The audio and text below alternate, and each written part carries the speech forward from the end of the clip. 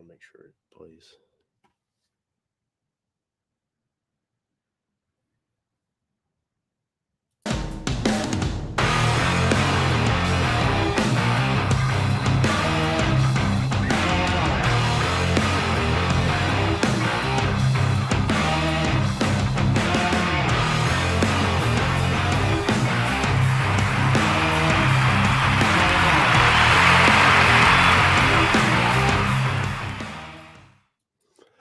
Whether it be two-wheel drive, four-wheel drive, you know the drill. It does not matter what you drive. This is your all-terrain nation, and I'm your host, David Boyd. And guys, I'm going to say this a couple more shows, but let us know if you can hear us all right, because new software, we're learning it, we're playing through it. But we've got such rookie-like. I know we've got an excellent show tonight. We've got a lot to talk about, by the way. Rumor has it Ford dropped a new Bronco of some sort. I don't know, something like that, but we've got a special guest, and you guys have seen his Bronco. It was all over SEMA. It was probably the best looking Bronco at SEMA.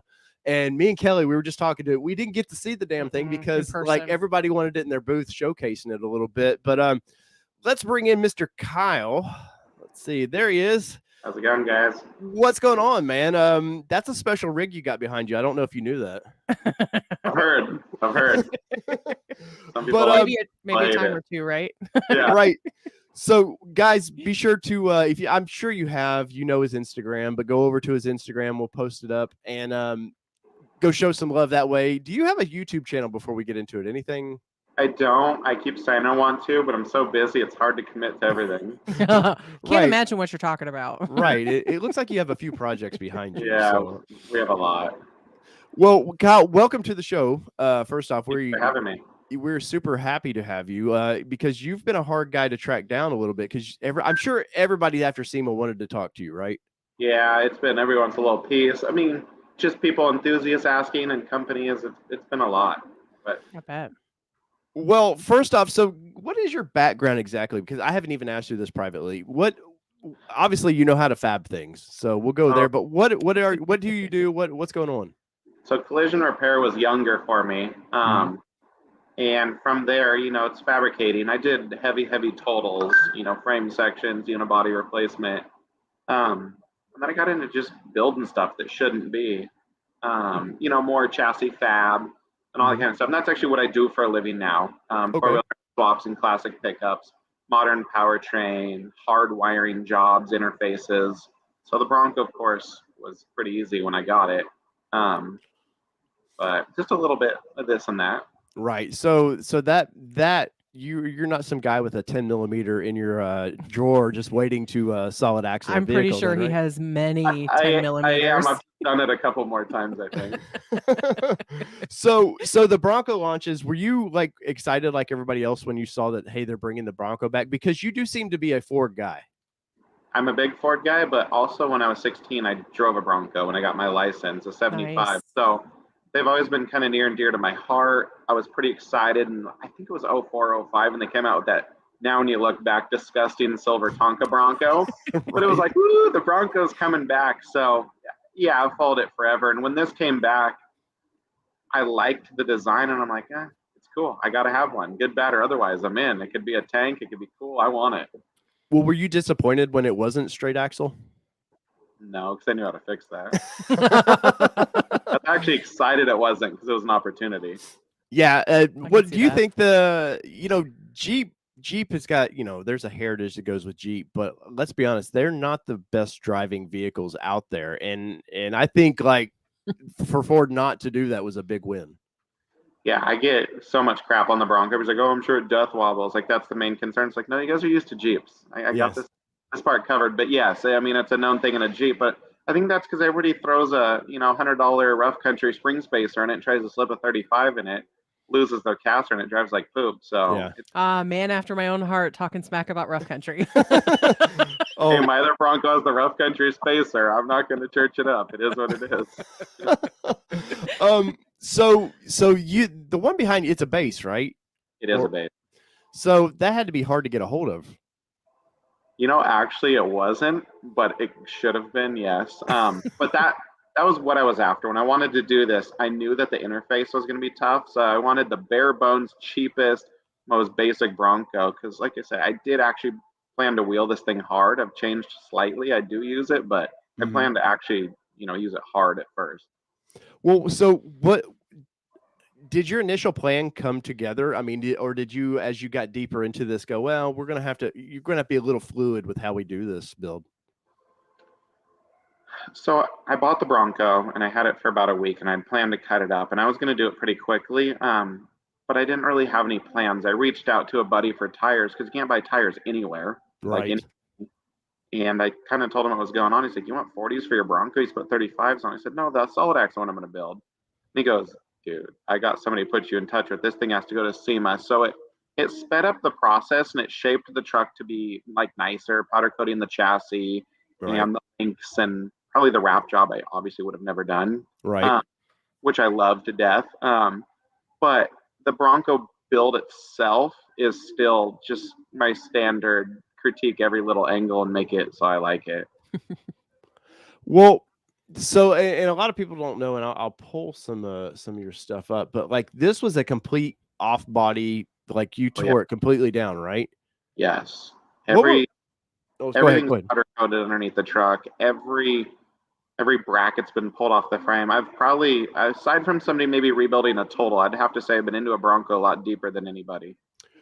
What was there something when you saw the build quality of this thing? Was there something that you were like, damn, they really thought of that? Like, did you really was you impressed with the framing or was it? Actually a lot of the Bronco I'm impressed with. The one thing I'm not impressed with, if any of you have taken one apart, is I think that since they can't figure out how to deliver any, to pass the time, they just put like a gallon of Loctite on every single bolt. Oh, lovely. Everything is impossible to get off. But past that, no.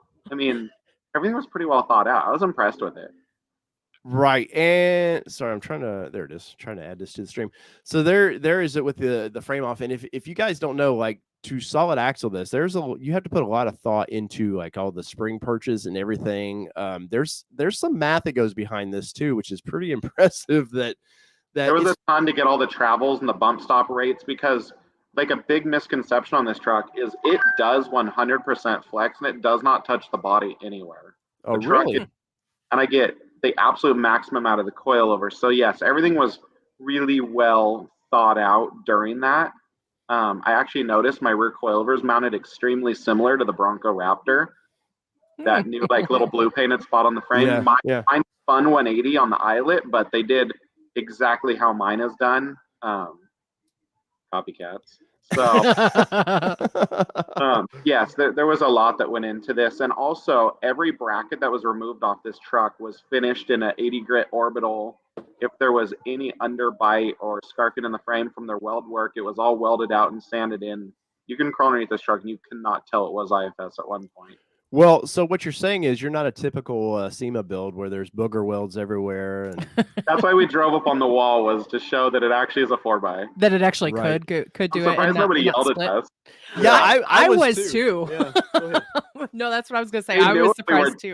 Because we had to get out and lock in the hubs. It's manual hubs. And we got out, locked in, threw it in neutral, cooked it in 4-low. Like they knew it was coming. But you know what though? Secretly they might be upset about that, but they're secretly very happy about that too, because there's a lot of pictures from that. Yeah, there was. That was cool. So you get this instantly. I guess I have to ask, do the tone rings and everything work on this? So there is some electronic issues with it still currently, and I'll say so. We actually figured out the whole ABS interface, and everything's machined in the axles, and everything technically could work. But because of speaking with the gentleman, we talked about this before the show.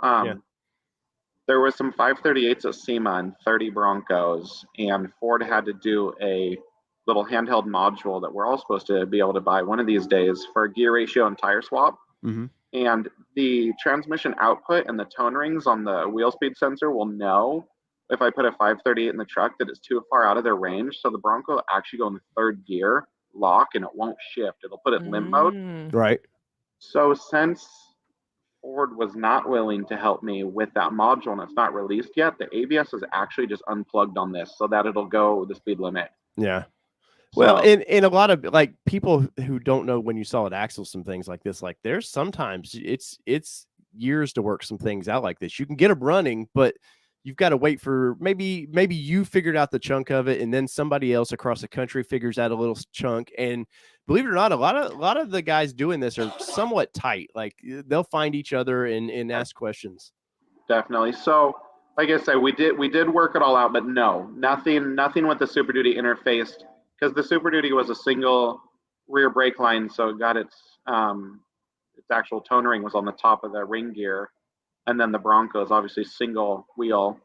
So the rear ABS was very different. The front was similar, but the tooth count was off, and we went to an inverted tone ring in the unit bearing. And so yes, it was a lot of work. And actually, that was my main goal. As I said, when I take this to SEMA, it absolutely will not have electronic issues. I do not have a Christmas tree dash. I actually had the opportunity to put a Godzilla in it, and we were going to before SEMA, but I didn't want to bring it there, the Godzilla, and have it actually just be a mannequin that didn't work, and have it have a Christmas tree dash. So we didn't do that. I'm a little bummed I didn't, but Yeah, but the cool thing with yours is you can always do that for next year and rewrap it a different thing, and nobody ever knows it was there before, Right, that it was the same one. I mean, how many SEMA rigs have just been torn down and rebuilt into something else? Like if people really knew the normal. Yeah, it's because these companies, for one, a lot of development companies, they don't have budgets that they can just keep buying new vehicles. So you gotta, and I know because I work for Nissan. Even Nissan does that with a lot of their builds. They had a twin turbo 3-liter that Nismo built. It was orange, and it was making the rounds a couple years ago. That car was like 3 different SEMA builds. Like it's just even the big companies don't want to just spend all kinds of money. The wrap on this thing, was that always from day one? You're like, I'm doing a tribute. It was not. So when I found it, I was hunting for a black Bronco, which it sounds like there's a lot to look for. I got pretty lucky that I found a black base, but I wanted a black because I was actually going to paint up boxwood green off late 60s Bronco. Right. But the reason I didn't is when I pitched the idea, I got shot down pretty quickly with some buddies, because probably the more, I would say, decent looking retro Bronco that they did, was the green one that was out front. Yeah. White grille and the white wheels. I did had already been leaked that it was going to be that color. So no, you can't do it that color. I'm like, well, crap, back to the drawing board. Right. So then I was looking at it, and I did it in 9 weeks. So we didn't have a lot of time. And I was looking at it going, what can I do with a black Bronco? And I actually have another design that I'm going to do. I want to V2 this thing, but we'll see.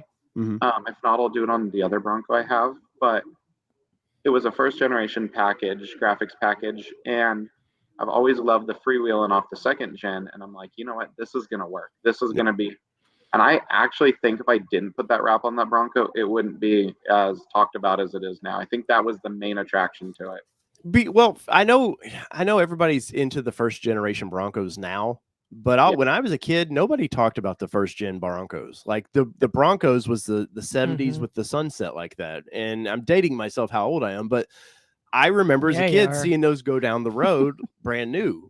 And that was like, graphics were just kind of coming into their own, and Ford took a chance with that, and it was very, very popular.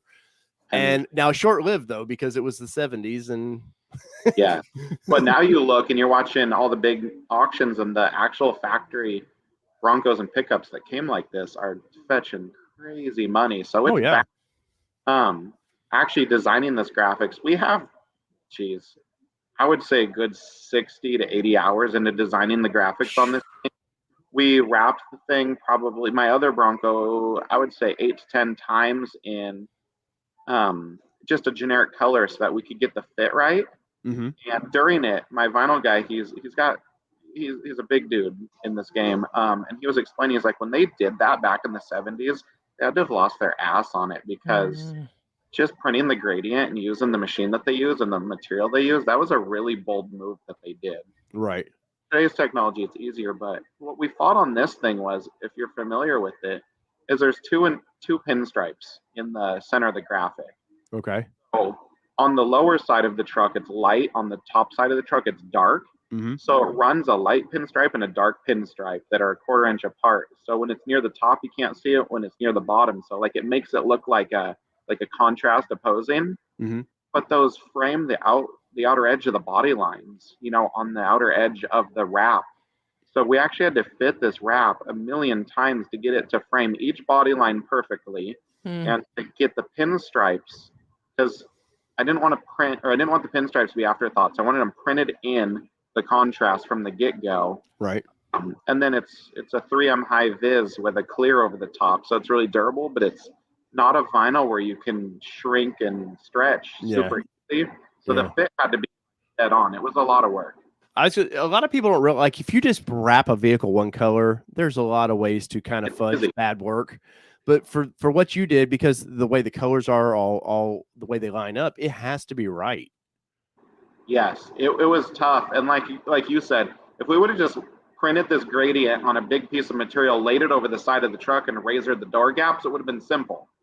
But to actually get this to fit all the body lines and to give you the idea that you were looking at a 70s truck and sort of like, what hillbilly picked this ugly ass color for his new Bronco, which I probably do get from people that don't get it. Right. But to actually make it kind of resemble the original is a lot of work.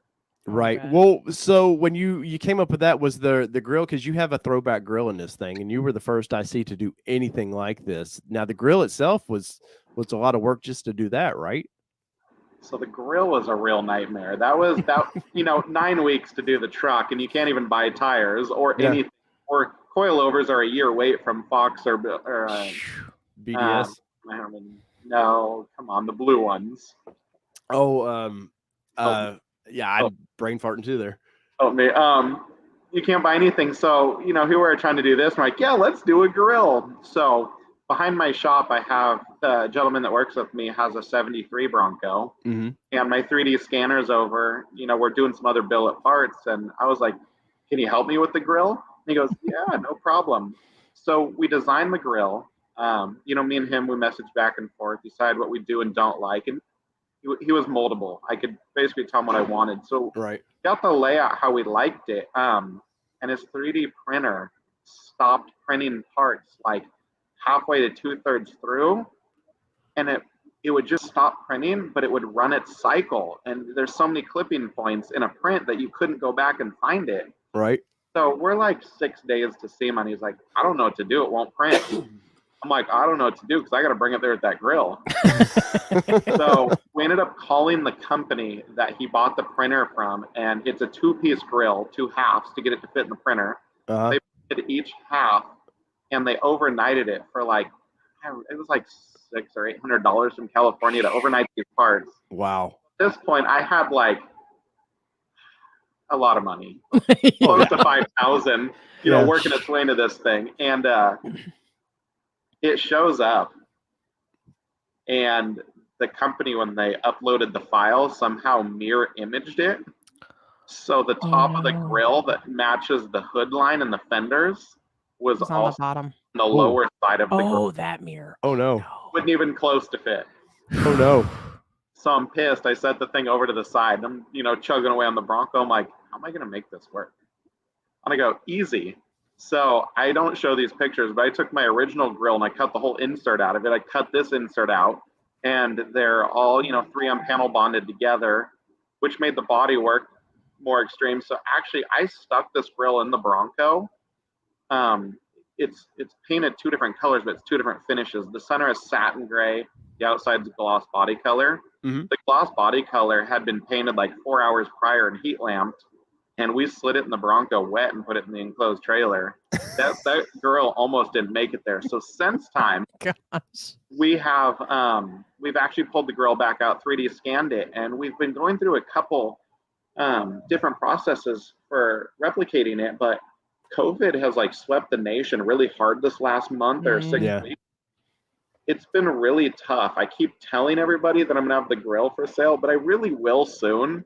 We're just trying to keep it cost effective, and actually so that somebody can just scuff it and paint it, not go through what I went through. Yeah. Right. Yeah. So that was a nightmare, but it also, like the graphics, was pretty cool. Not as many people catch the grill, surprisingly, but well, it wouldn't be a SEMA build if there wasn't last minute problems, right? We actually never drove the truck ever. Really? I mean, it had 102 miles when we left for SEMA. Wow. And the brake bleed kind of turned into a nightmare on the truck because with the ABS module not working, because the wheel speed sensors Yeah. are not hooked up for the tranny. We actually had to tow it to Ford to bleed the brakes. You couldn't vacuum bleed it. You couldn't pressure bleed it. Nothing was working because everything had been opened up. So we brought it to Ford for the actual auto bleed protocol on it through ForScan. And we click on it, and actually it goes in and it says procedure not written yet. And we're like, well, now what are we supposed to do? Oh no. We're calling Ford and we're like, we got a Bronco here that needs the brakes bled. And they're like, okay, what do you want from us? And they're like, well, nothing works. And so the gentleman's like, well, how did you guys bleed them when they're new? He's like, well, that's an entirely different process because it's saturated with fluid currently, has air bubbles in it, the pistons have been moved, and the module, it's like all different. So the truck last minute got pulled out, and it does not fit in an enclosed trailer with the big tires height-wise. So I stuck it on my flatbed trailer, and it had been like monsoon raining here for like a week before that. The top's not on it. We wrapped cellophane around the roof. Oh, wow. And towed it there. And aside from that, it had never been outside until it got to Las Vegas. So we got it there, brought it to a buddy's shop, pulled it out, put the big tires on it, did our final cleanup, and we drove it to the gas station because the tank only had like 3 gallons in it or so to fire the truck off. We drove it to the gas station for the first time, and it was SEMA. 100% it was SEMA. Well, how did you end up? Because I know Four Wheel Parts and some companies have stepped up to help you out with it. How did that come about? So Truck Guru, which is a SEMA build sponsor, is I wouldn't say a customer, but works with a buddy of mine that does marketing for a big wheel company. So they'd already established a pretty good relationship. So when I reached out to my buddy, outside of work, just total friends, when I was asking about where to find some 40s, that's when he's like, dude, my buddy Chris Payne from Truck Guru, like, that's what he does. He seeks out SEMA builds and does all the middle workings. So when I had actually reached out to him, he already had it a loaded deal. So Mickey Thompson was already a backer of it for the tires, and Four Wheel Parts was a backer they wanted to put as many Broncos in SEMA with their bumpers, sliders, and deletes as they could. Yeah. So that was a loaded deal. And from there, he continued to work a lot of the sponsorship that made the Bronco what it was, which really made the 9 weeks easy because I could lean on his shoulder and complain like, dude, where's my stuff? Like, right. Yeah. Which helped a ton. So yes, that's the long answer of where that came from. Well, and honestly, the bumper fits the build really. I normally I'm not a big Four Wheel Parts fan. I mean, people that know a lot of it's Chinese made. They have American fabricators. City built. Yeah, and they send it to China to replicate. But I will say, at the launch of those bumpers and stuff, I really like what they did. I was very surprised that I don't like that it's an extra winch plate. I wished it would have been all one piece, but agree. But I think they worked with that they could because the height is good. Yeah, it does block the camera if you actually have a nice Bronco with options unlike mine. Oh, you've got options. Yeah, I got the good one. But what I did like is, I don't remember the brand, but there was a really, really pretty, like dark red metallic Bronco on 42s at SEMA. Oh gosh, the bumper company out of Texas. Yeah, I'm not a fan of theirs, and the only reason I don't like them is they fit the truck really nice and they're tidy, but I don't like all the removable plates that you're supposed to like powder coat a different color, put your light pods in.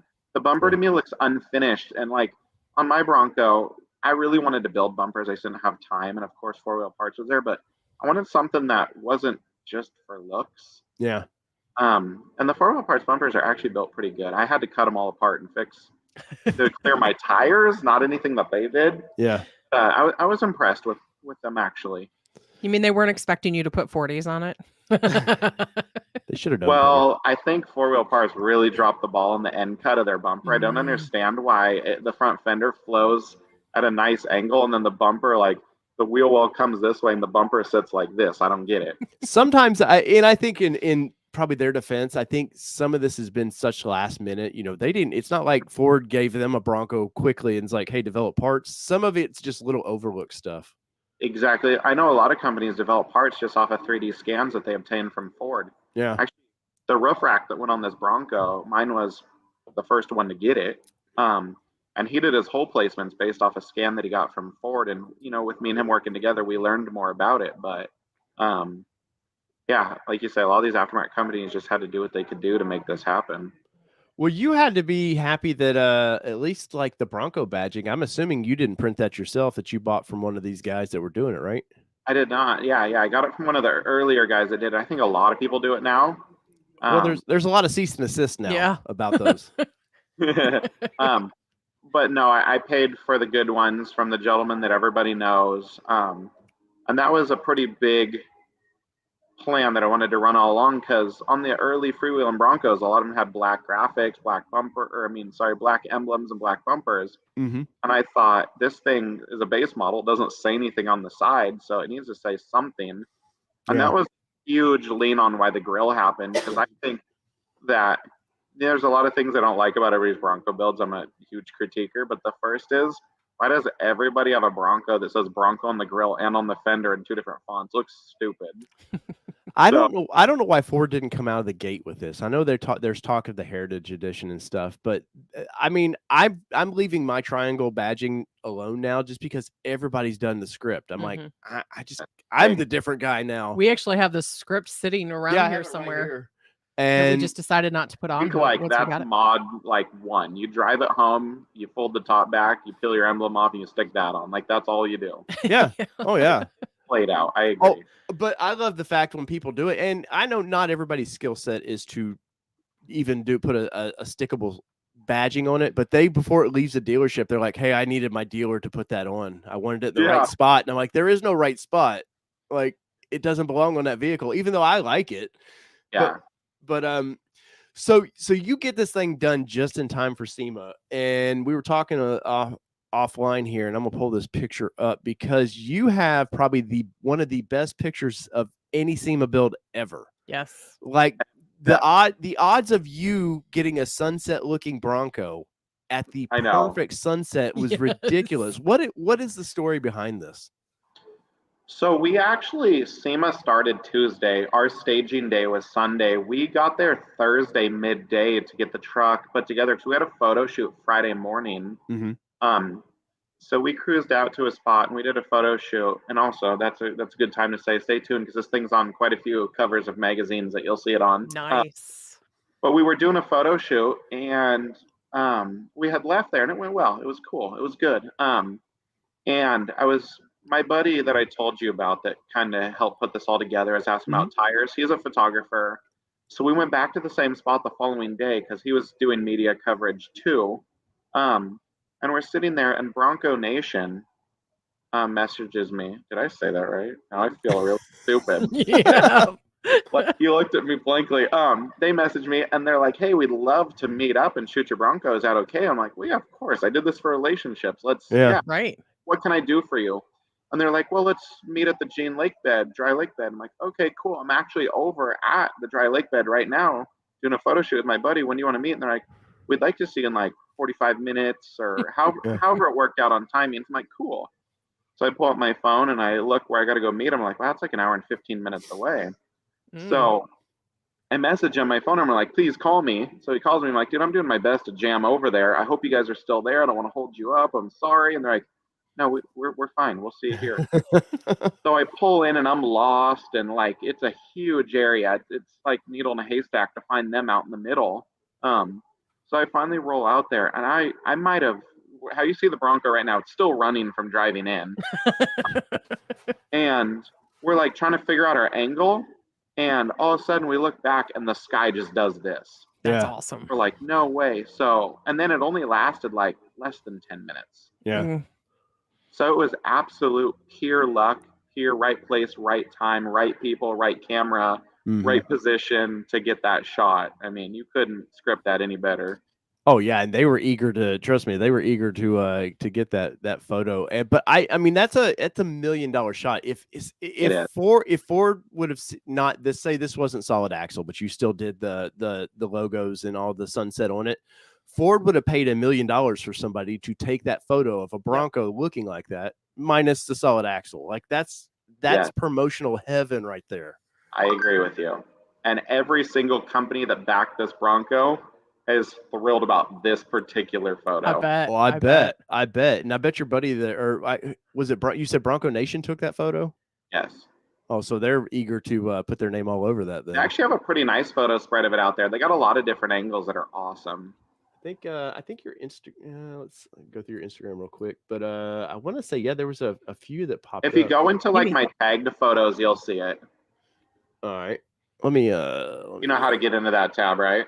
I'm probably about as smart as a monkey trying to go up top. Trying to do this. Do it. Click here.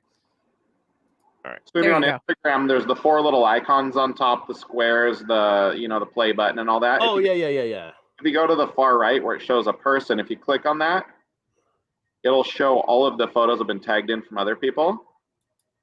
And you'll see some of those spreads of the Bronco. I think the third one over, you'll see it. He wouldn't talk about that one, but that one's cool too. Yeah, I wanna There's like one of it in front of a shop, an old pickup, and then over you see the same photo that you just had up on the screen. If you scroll through, you'll see all the other shots of it, which are really cool too. Tagged. Oh, there they are. Duh. Man. Let me bring a guest on to teach me how to do Instagram here. But I already told you I'm the dumbest electrician ever, unless we're talking cars. Right. And I'm definitely that way. He's showing you up. Yeah, definitely that way. That is an epic shot right there. That's amazing. Yes. Yeah, that's, to me, as a car guy, that's a better shot, even though it doesn't showcase the side as much. But I mean, that's like even the amber lights, everything about that is just perfect. Which is cool because I did not actually pick the backlight on any of my colors. I did get to pick, but when I got offered the lights from Rigid, which they were a 100% sponsor on this truck, they were all about it. We fought with what was in stock and what wasn't in stock, so I kind of had to like pick the best I could. I ended up with red rock lights, which I didn't like. In this particular photo, the amber backlight and the red rock lights couldn't have been any better color to go with the guy. Yeah, no, that's but just knowing like the fun story of this is stuff that a lot of people don't realize. Like a lot of your favorite car photos ever are always like, it just happens. Like you try to plan the best, and I know some amazing, like Larry Chen and all these guys, amazing photographers, but the odds, I know I'm saying this a lot, but the odds of that sunset to be like that for your vehicle is a 1 in a million shot. Mm-hmm. It really was. And just to actually have like timed it with no setup on camera, no nothing. I mean, they were running around it like crazy. Yeah. Just to get that. I mean, shoot and hope for the best is all they're doing. That's all it was. They're like, we have no time. And there's 3 of them shooting it from every angle. Right. I'm trying to stay out of the shots. We're running around. Me and my buddy are like crazy to hide behind him because we knew you could. Did you have your phone out? You had to have your phone out, like trying to get a picture of it too, right? You know, I did, but I think ignorance on, like I say, being electronically retarded was. I figured like, oh, everybody's gonna just send me the pictures. It'll be fine. Yeah. But then you start forgetting like that picture is worth a ton of money. They're not just gonna send me the spread of their photo shoot. Yeah, exactly. So no.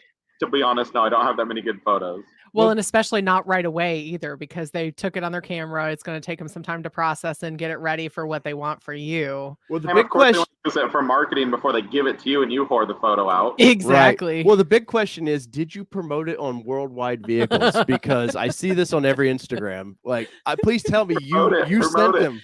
You DM these people so they can have your picture, right? We get so much spam now. Like, it's crazy. Like on our lives, we get, and thank you for those. This is the good point in there. Thank you, Airplane Mike, for modding some of those posts in there, because I did see for whatever reason about last month or so, I think it is, we get all these like spammers that pop in there and put these like fake links in the comments and stuff. And so like we have to mod them out, and I don't know what has happened over the last month, but they started popping in. So we see that on Instagram too, where he puts a picture up and then it's like, like promote this picture. Comments. Yes. And you're like, stop it. Well, so some of the fun of too, what you're doing with this is you actually use the vehicle. Like that has to be like, yes, at the end of the day, you got a lot of attention at SEMA and good attention. It's not bad attention. But at the end of the day, a lot of these SEMA builds, they just get chucked somewhere or sold off, like sorted out so they can get their money back. Yeah. So when I did this, I actually had the opportunity to buy a 2-door, which I was a lot more excited about, to solid axle. Mm-hmm. But I chose the 4-door because I have 3 little girls. And as a kid, I grew up I'm not going to say every weekend. It wasn't like our ritual, but I grew up off road a lot between my father. As I got older, my friends. We're so close to the mountains. It's what we always did. So when I was putting this together, I'm like, I would like to take my daughters to go do that experience like what I did as a kid. So if I'm going to spend all this time and money building this truck, it'd be really silly if it doesn't fit our family. Yeah. So I opted to do the 4-door. And right here, my girls are all around. I actually have a photo of them where they're all laying in the snow next to us drinking a thermos of hot cocoa. That's awesome. So yeah, that's our main focus here is, it's fun to go use, but we're making memories with the whole family in it. That's it. How fun was SEMA for you though? It was a blast. I'm assuming you've been almost to SEMA didn't do it. I weighed more towards not doing it because I have a lot of work at my shop. I got really great customers, and I had to reach out to all of my customers and go, look, if I do this, I got to take like a 10-week pause. Are you guys okay with that? And every one of them stood, like old man, hand on shoulder. Yes, please do, son. But one of my customers is a very wealthy gentleman who's had about every awesome opportunity, I think, in life. And he told me, he goes, if you don't take this opportunity, you'll never know, and you're going to kick yourself. Good, bad, or otherwise, go do it. Do it and don't think about it. And that was, I went to sleep and I went, yeah. So I called back Chris Payne and said, yeah, let's do this. I'm on. Yeah. In the moment of it, coolest thing I ever did. It was overwhelming. My feet hurt. I couldn't run fast enough to meet up with companies and talk to people and take photos and shake people's hands. I did as much as I could, but if I could look back knowing what I know now, I'd be jumping up and down with my hand up, front of the classroom. Sign me up, teacher. I'm in. Please, me first. Yeah. Me first. Yeah. It was awesome. Do you think maybe going into it, I won't say naive, but a little less educated than you are now, do you think that was better for the build though? Because you were forced to think about things. Overplan. All I wanted to do was not make it on truck rice. That was the plan. I didn't get anybody finding a loose bolt or pointing out there's no drive line or pointing at a booger weld. And, me and my build sponsor, we argued quite a bit on this truck because it's chrome ollie axle shafted. It's air lockers. It's everything. Stuff nobody will see. He's like, you don't need that for SEMA. I'm like, well, maybe but I do. But when I get back from SEMA, it better be in there because I'm not ripping it back apart. Yeah. So, yes, it made me overplan, like you say, and critique myself a lot, which I do anyway, so it's no big deal. But being so new to SEMA made me, I think, over deliver. Well, and but you set the bar.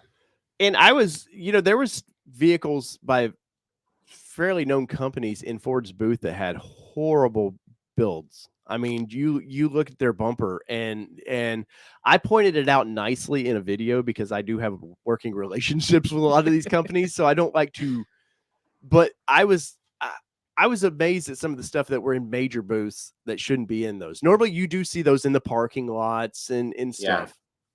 Yeah. Like you say, I mean, there's different levels of SEMA, and to me, the cop-out's bringing a brand new truck cut up. I mean, it's easy. The truck was new. It was nice everywhere. I really have more respect for these companies. Like, I'm standing next to Ken Diggett, grabbing my Ford award. He has the same one in his hand, and he just got done building this absolutely gorgeous Ford pickup. The cab stretch gets cut. The bed's hand built.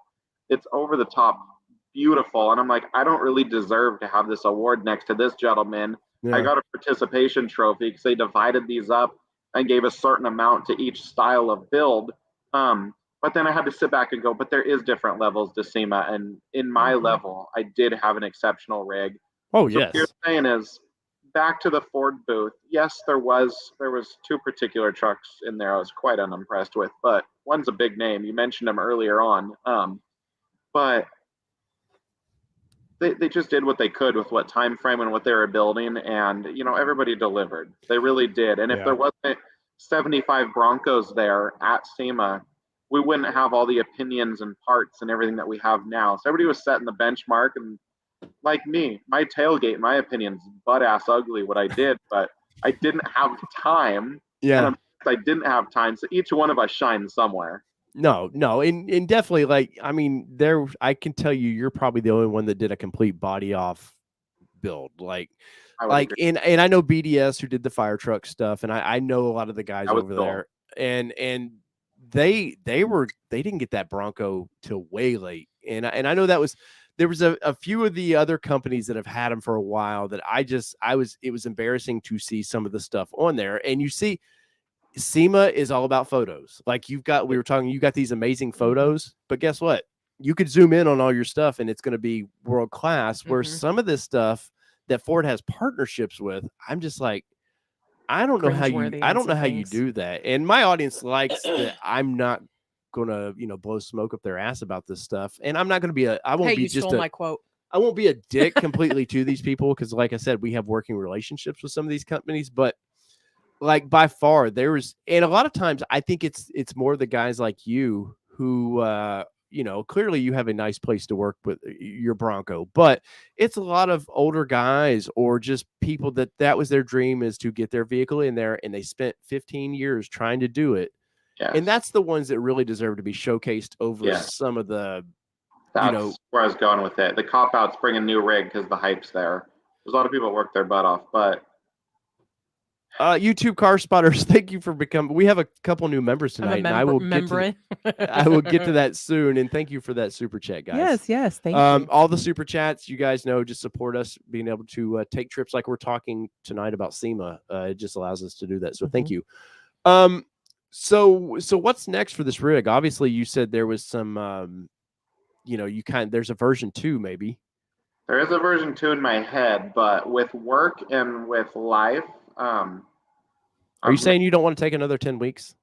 I've made a New Year's resolution for 2022. I've worked my butt off growing my business and my name, and I really want to spend a lot of time with my family. Right.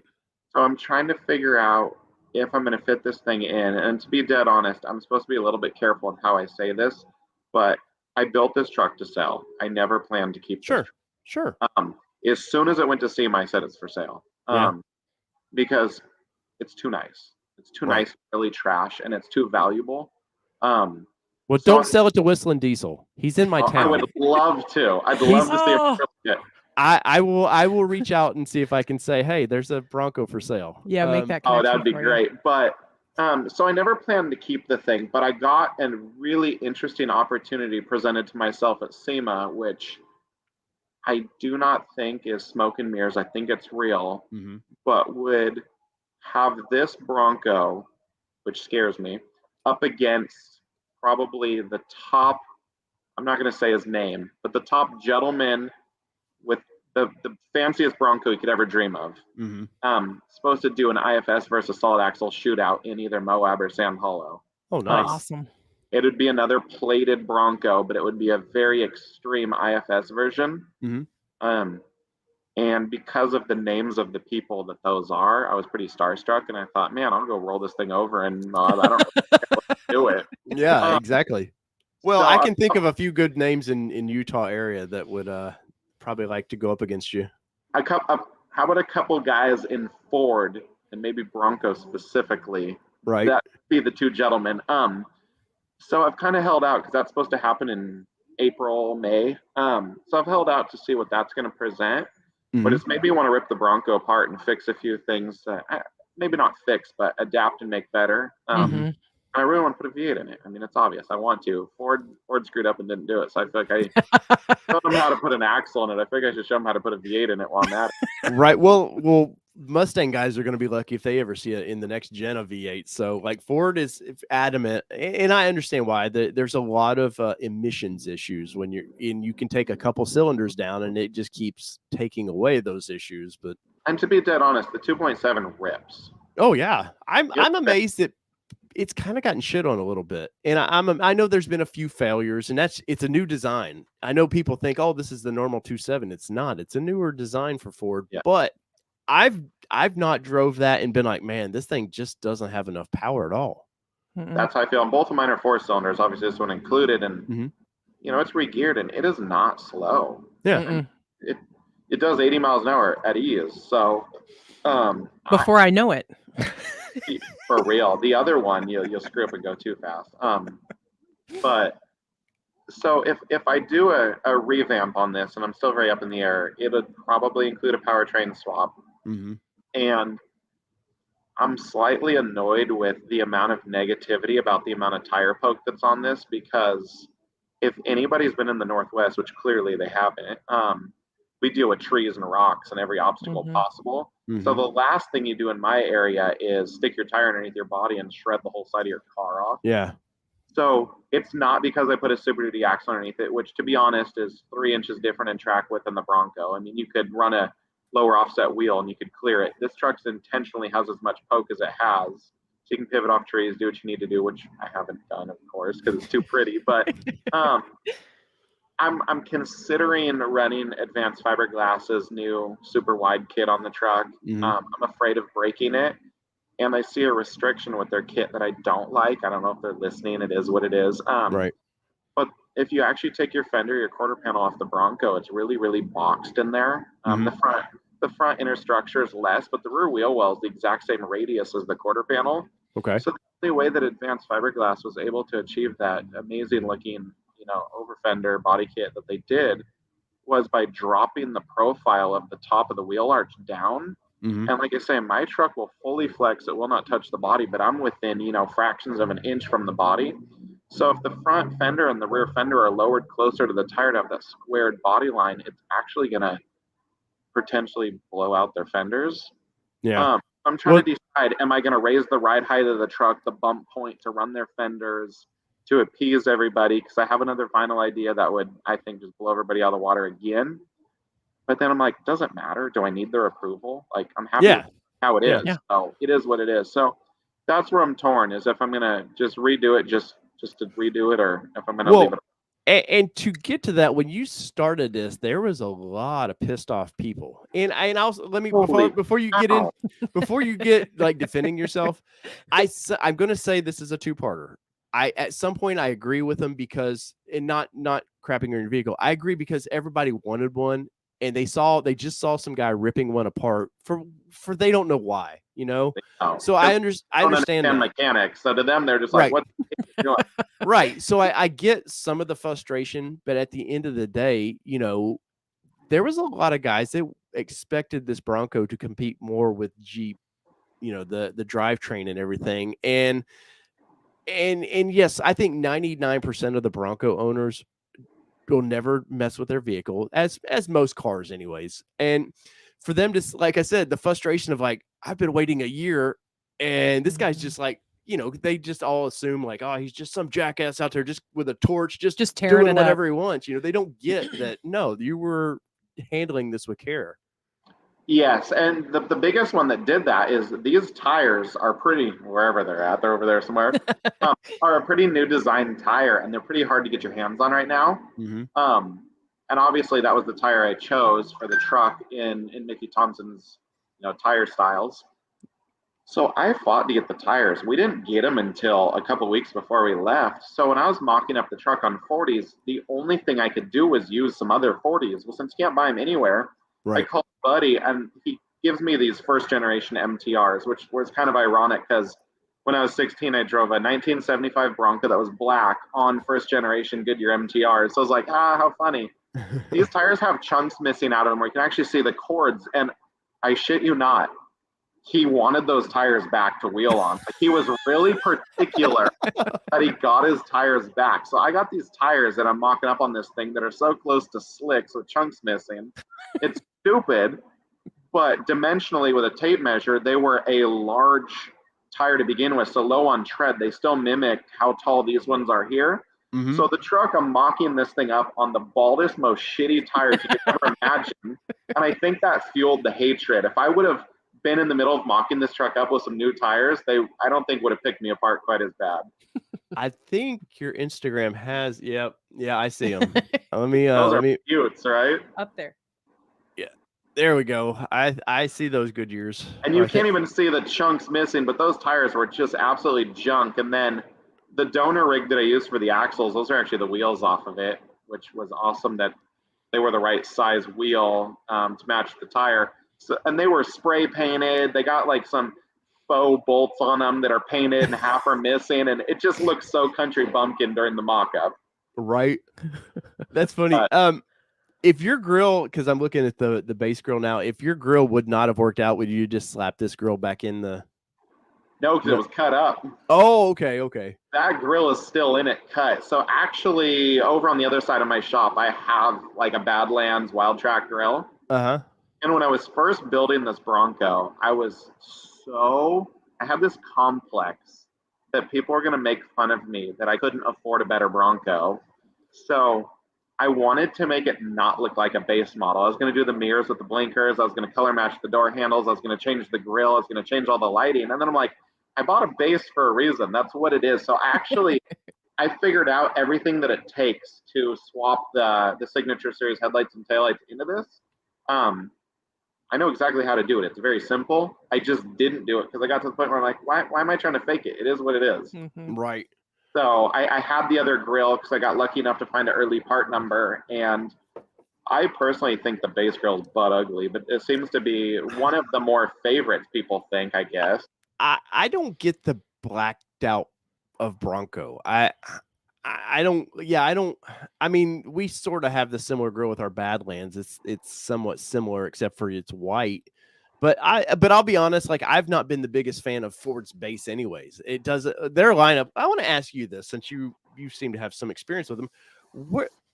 They did a great job with bringing the vehicle out, like having Bryan Cranston. I've said this many times. You've got sort of granddad talking about the perfect voice to talk about the Bronco and the heritage. But yet he's modern enough that most younger people kind of know who he is.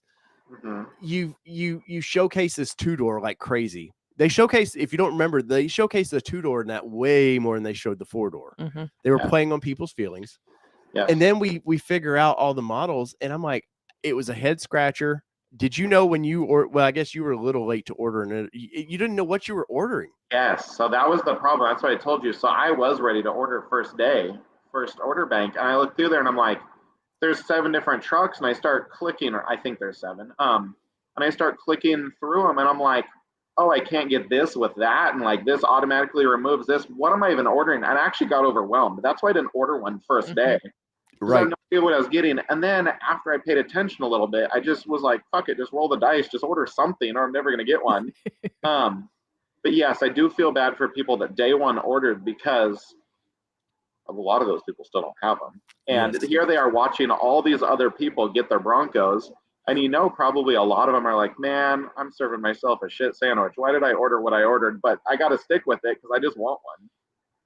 So... yeah, that was the thing too, is like we had a conversation several times. Is he was like, well, what do you think we should do?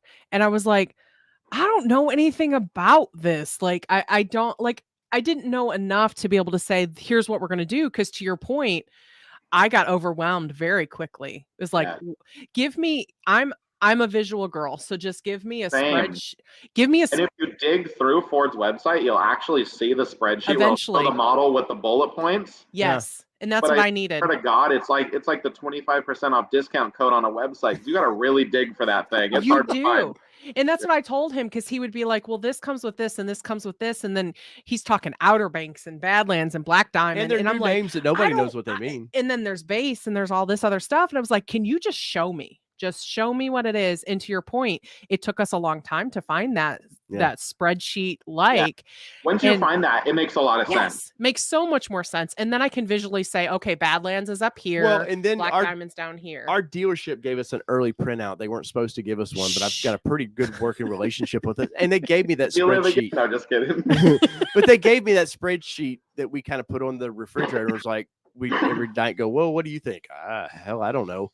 And but as far as like the base, I totally get the base, but then you go to a Big Ben and you're like, what's the damn difference? Like, there's not really any difference in this. And then there's one huge difference. Well, locker difference that makes me not like a base. What is it? Let me see. Where's my key? I don't know where my key is. Oh, you have to unlock the damn thing with the button on a base. Yes. Why? It's push start. It's got a screen. It's Bluetooth. Why on earth did they remove the keyless entry from the outside on a base? That was a dick move. Right. So that's the only thing I don't like about a base. My other one's a Black Diamond. It's a pretty low down too. But I'm really impressed with it. Like, I don't know. The base to me is perfect in every which way. I just wish that it had keyless entry on factory instead of having to buy like the second fob from Ford and hang it from it and all that crap. Yeah.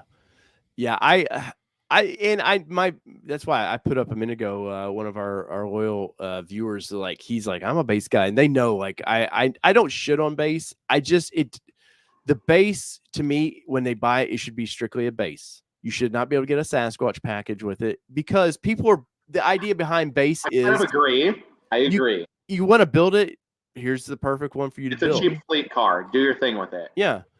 But I kind of do think it's really cool that you can get a bass squatch. I mean, it is cool because it shouldn't cut somebody out of wanting to off-road one, because most people aren't going to go do this. Yeah. But yeah, I'm with you. The bass should be the blank slate. Well, because it gets confusing, and a lot of these manufacturers want it confusing because they go, okay, what's the difference if I get a bass squatch or do I get the Big Ben, and what am I getting? And you're like, it's like $1,000 difference or something. If you really dig into it, it's not. It's dirt cheap. Yeah, and so I like the Jeep. Get that terrible grill and color match fender flares. Yes, well, but Jeep kind of, you get a Sport. You know what a Sport is? It's just their base. Yep. And, you can move up until you get to Rubicon. And I feel like, especially now, because you got Wild Track, and I want your opinion on the Raptor. But Wild Track was supposed to be, this is our desert runner. And there's nothing about that thing special at all as far as desert running, really, other than a goat mode. To me, it's bougie for the soccer mom, is what I think they are, if you ask me. But so that leads me into, now as of today, we have a true desert runner. They say, oh, it can rock crawl too, but that is not built to rock crawl. That you don't got it over there in some little pebbles. Yeah. You know what I mean? You don't put fenders on it that wide if you want to rock crawl. But kind of, where are you at with Raptor? I'm assuming you've seen a little not bit for of me. Does the motor option, anything about that thing appealing? I think the motor option was a bust. I mean, you can throw a tuner on a 2.7 and make the same horsepower. It's a big deal. Yeah. So that claim to fame wasn't that good to me. I think the grill is absolutely disgusting, but that's because every single dude in my area drives around with a 2005, 6, 7 F-150 with the grill in? Ford grill, and it's like, it's so ugly. Of course, they got to keep that going, but I hate that. And then what's up with like the Batmobile fender flares? That's so unthought out. You build this truck that's supposed to be like amazing, and then you adapt. The fenders are different. The arch sits higher. They got the vent in the front, and then you do this terrible fender flare. But past all that, I'm from where when you go wheeling, you go wheeling. You don't just, no offense to you, but take your Xterra out in the middle of the sand and put it in 4x and whip a donut and go, woo, I've been off road. Yeah. I'm not into the sand thing at all. And I don't understand it. If you want to go in the sand, have a side-by-side, have a nice tube rail with an LS on the back. Yeah. I don't see a purpose to be one of those memes of the guy with his new Raptor that jumped into the dunes and blew the side curtain airbags out of it. Yeah. I don't see the purpose to have a really high-end vehicle that's designed to drive in the sand. I don't get it.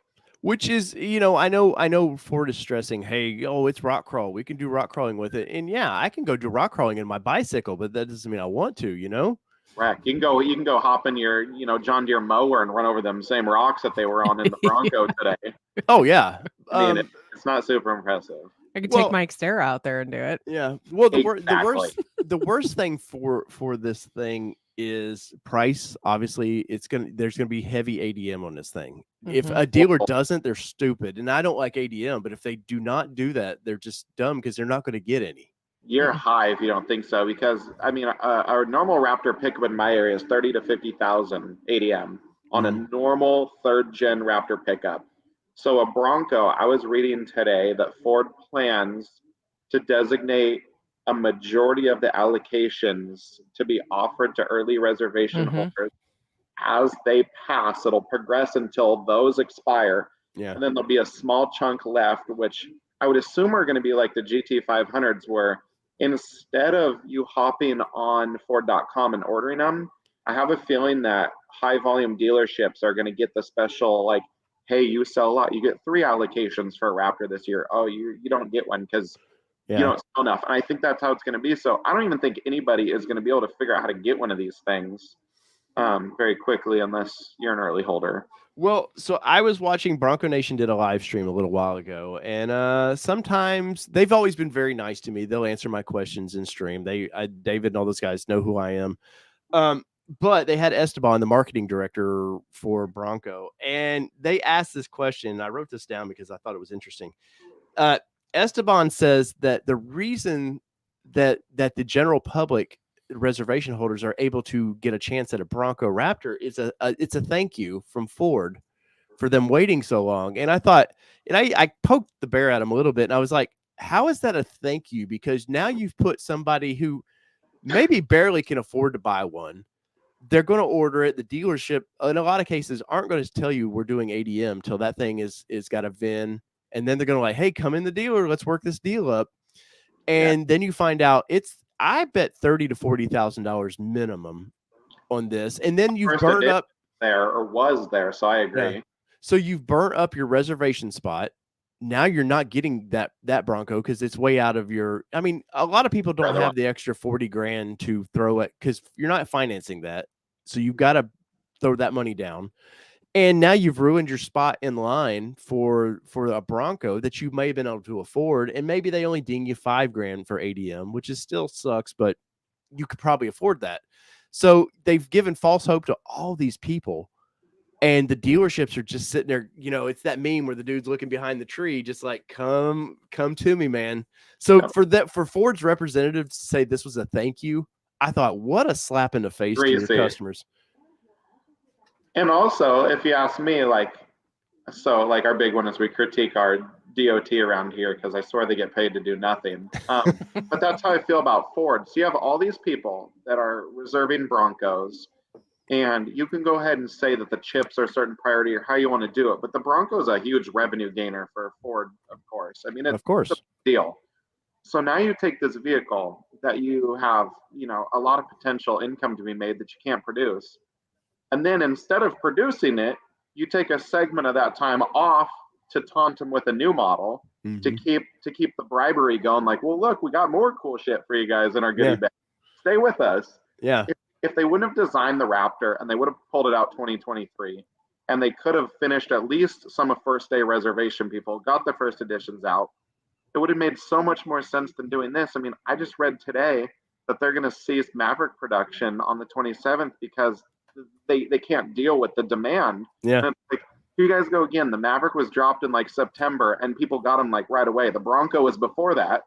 The Maverick came to light after the Bronco and got delivered way before the Bronco. Well, it's that whole Bronco Sport. It's the Bronco Sport BS. And I'm sorry if Bronco Sport guys in here. I like it, but it made no sense that they dropped that. People who don't know cars rushed out and bought one thinking I bought a Bronco. And guess what? A dealership's not out there going, no, this is a Bronco. Fun. Yeah. And now people are stuck in 7-8 year car payments. And they're like, well, I wanted that. This is not what I wanted. Well, yeah. And what's funny about that is we've told our viewers before is like people on my Facebook page that I've been friends for years have seen my Xterra, have seen what I do with it, things like that. And I was like, oh, I'm so excited. Our Bronco's going to be here soon. And I actually had a friend that I went to college with, and he goes, please tell me that you guys are going to do something major to that because that is ugly.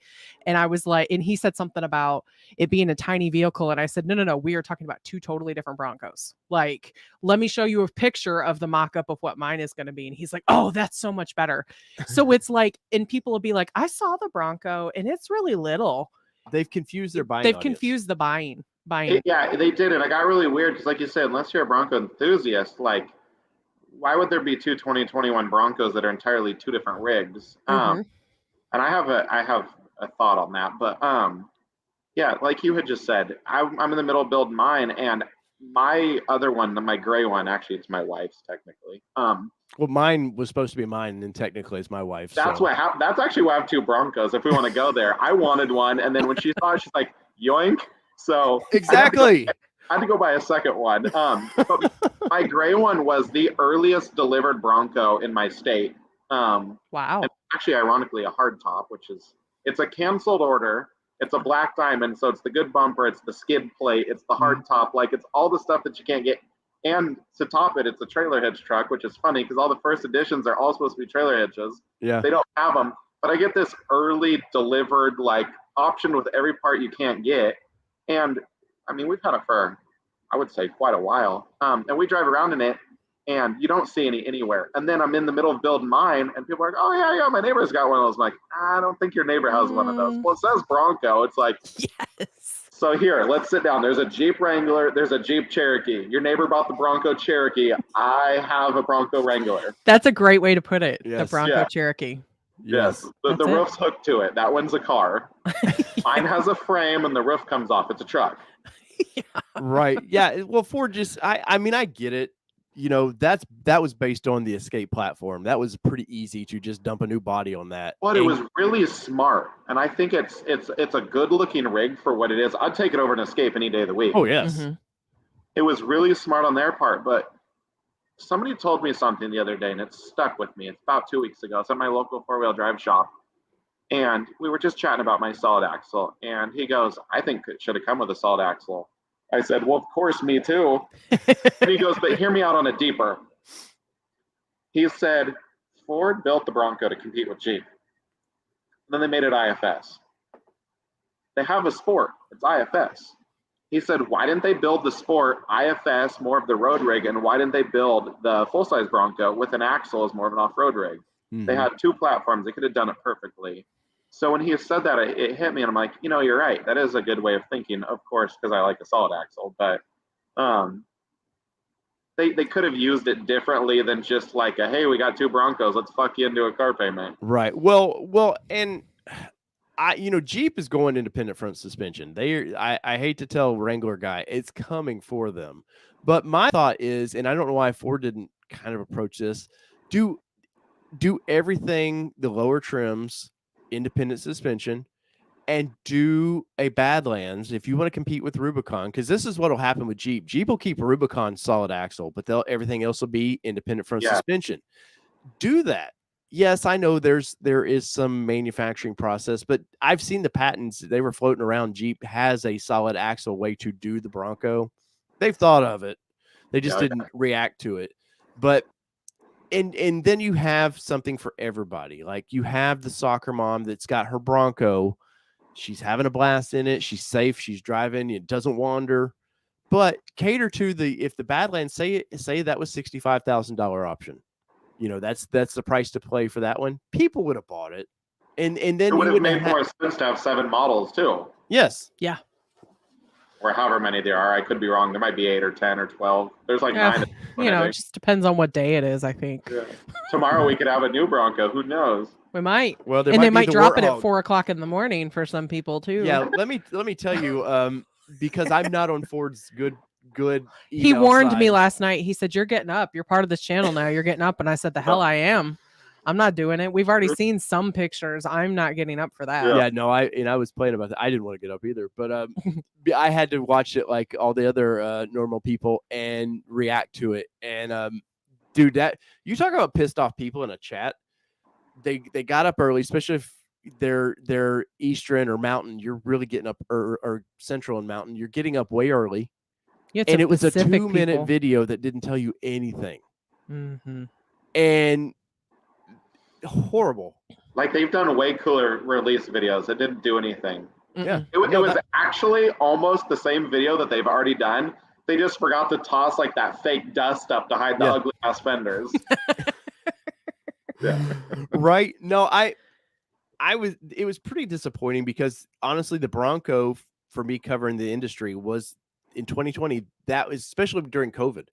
It was the best of the best way to reveal this vehicle. I think if they would have done it at a car show, it would not have gotten the publicity that it did. But what they relied on this morning was they had TFL and all these bigger outlets were over in Michigan last week, filmed all their stuff, and they relied on those guys. Oh, it's free content. They'll pub it out like crazy, which is what happened. And yeah, Doug DeMuro and all these guys, they're going to have 1 million views this week on that video, something Ford couldn't have done. So I get it, but they constantly are kind of crapping on their core audience. And you can only do that for so long before that audience is like, you know what? I waited 2 years for a Bronco. When I got the Bronco, it was full of problems, which is there's some out there, and they're going to go to something else. I I've talked to quite a few people in my area because driving this thing, it gets a lot of attention, of course. I've talked to quite a few people who are like, man, I'm a diehard Ford fan. I love it. I've had Jeeps, they're a great off-road rig right out of the box. They're awesome. I jumped ship. I sold my Jeep. I ordered a Bronco. I was ready. I'm over it. I'm not waiting for a Bronco anymore. I went and bought a Jeep again. I'm happy. And there's so many people that did that because Ford, just took too long. And like you say, it's almost a slap in the face to now have another one. Right. I mean, I guess so. At the end of the day, there's no right or wrong to this. Now they're teasing. There's this rumor going around. Oh, Bronco R. They don't need Ford doesn't need. R means Raptor. They're overthinking this. It's not an RR. No, Raptor F-150 Raptor is getting an R version with a V8 in it. It's going to be a very limited production thing. Stop. You've ruined now what Raptor means. It's a normal truck now. And they sold way too many of it anyways, I agree with you. They sold way too many. It was supposed to be like this elusive special truck, and then it's like, oh, except for every single dealership has one on the showroom. Well, did. Right. So anything. So you've got this fun rig. Where exactly are you located? I'm in Snohomish, Washington. I'm really close to I-5. And east and west, I'm by Highway 2, which is like one of the most north main highways to go east and west. Okay. I'm right at the base of the Cascades. So are you itching to take this thing to Moab? No, because it's a sandbox. There's rock. There's rock. There is rock. But it's so different. Like where we're at, it's so different. Have you been there? Have you been to Moab? I've driven through. Okay. I've seen a lot of videos. Would I want to go? Yes, but it hasn't been high on my priority level. But I would like to because I feel like I did this, and now it's like, well, now if I just hide at home, that's stupid. So, but no, I'm not jumping up and down to go there because there's so much cool stuff where I'm at that I think if people, Moab to me is like Disneyland. Disneyland's great, but there's so many other cool places that you can take your family and really have some awesome moments. Moab's just really played out. So we'll see. Yeah. So no big adventures like that in your future? Well, like I say, that special one may happen, and if they pick Moab, well, there I am. Yeah, because we're going in June, and it'll be the first big trip that our daughter has ever been on with us, and so that's kind of into your point. It is kind of like Disneyland or Disney World because she's done some of the harder wheeling with us. And we don't plan to do anything crazy at Moab because we're driving there from Tennessee and we're driving home from Tennessee. So we're not trailering anything. We'll bring some rods and CVs with you. That's the plan. That's the plan. And we're going with other Broncos too. So it's like, there you go. We got to be prepared for all of us. Yeah. In a situation like that, I would be excited. Like if somebody invited me to go with a group of people where it was it's not a dick measuring competition, just a wholesome, fun, hang out, talk Broncos, enjoy. I would be totally interested in doing it, but I feel like everything with this truck is so fueled with hatred that it's always just a competition. Yeah.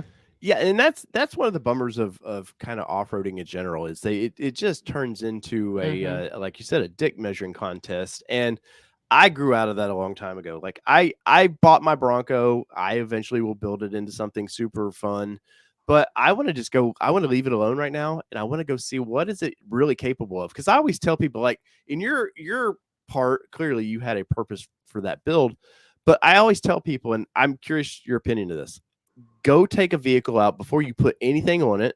Yeah. Go see what it's about. Even tires. Tires to me are the number one thing you can do for a vehicle for grip. And play with it, see how it works. But I see all these guys now, I got to dump 40s on it. I got to do this to it when I get it. And you're like, you haven't experienced the vehicle. I think it comes from two standpoints. One, if you've been off road a lot and you've, actually set up a rig and you've learned what works and what doesn't work, I can see buying a rig and going, see, our buddy bought them from you. They're gone. No, he brought them from you. Oh, okay. Perfect. Sorry. So I think if somebody has a pretty good knowledge of what they're trying to achieve from a truck and they go buy something new, let's say somebody had, a 2016 Rubicon, they put 1-tons 40s, they had their trails, they knew it worked, and they're like, this truck has 50,000 trail miles and stuff. It's wore out. I'm ready to build a new one. I'm excited. I like the facelift on the JT. It's awesome. Here we go. Then I get it. But for somebody to buy a Bronco that hasn't experienced it, like you said, and just decide that it has to be a certain way, I agree with you. Go out and try it out, because I want to make a meme. I'm going to work on this of a bunch of Broncos with 13.7 Daytons with the wheel hanging up like a bunch of lowriders in LA, because that's all they look like on rocks. They constantly have one tire in the air and they look silly. Yeah. After that, they do really quite amazing in stock configuration. It's a quite capable rig. It truly is. Well, that's what sold most people on it. It'll scare the hell out of most people off road the way it comes right out of the box. Well, and like, talking about Moab, especially if you get yourself a Badlands. Well, and talking like you were kind of poking at Moab a little bit. I've watched. I forget what car it was. It was a Ford car. The old cop car or whatever, do almost everything in Moab. I'm like, that should show you, like, it's like Hell's Revenge and all that. Like, I have no desire to do Hell's at all. I grew out of that phase of my life. Like Kelly was saying, we're taking our family. I want them to experience, like, Moab is a special place all in itself. If you think about, there's literally dinosaur footprints out there that you can see and touch.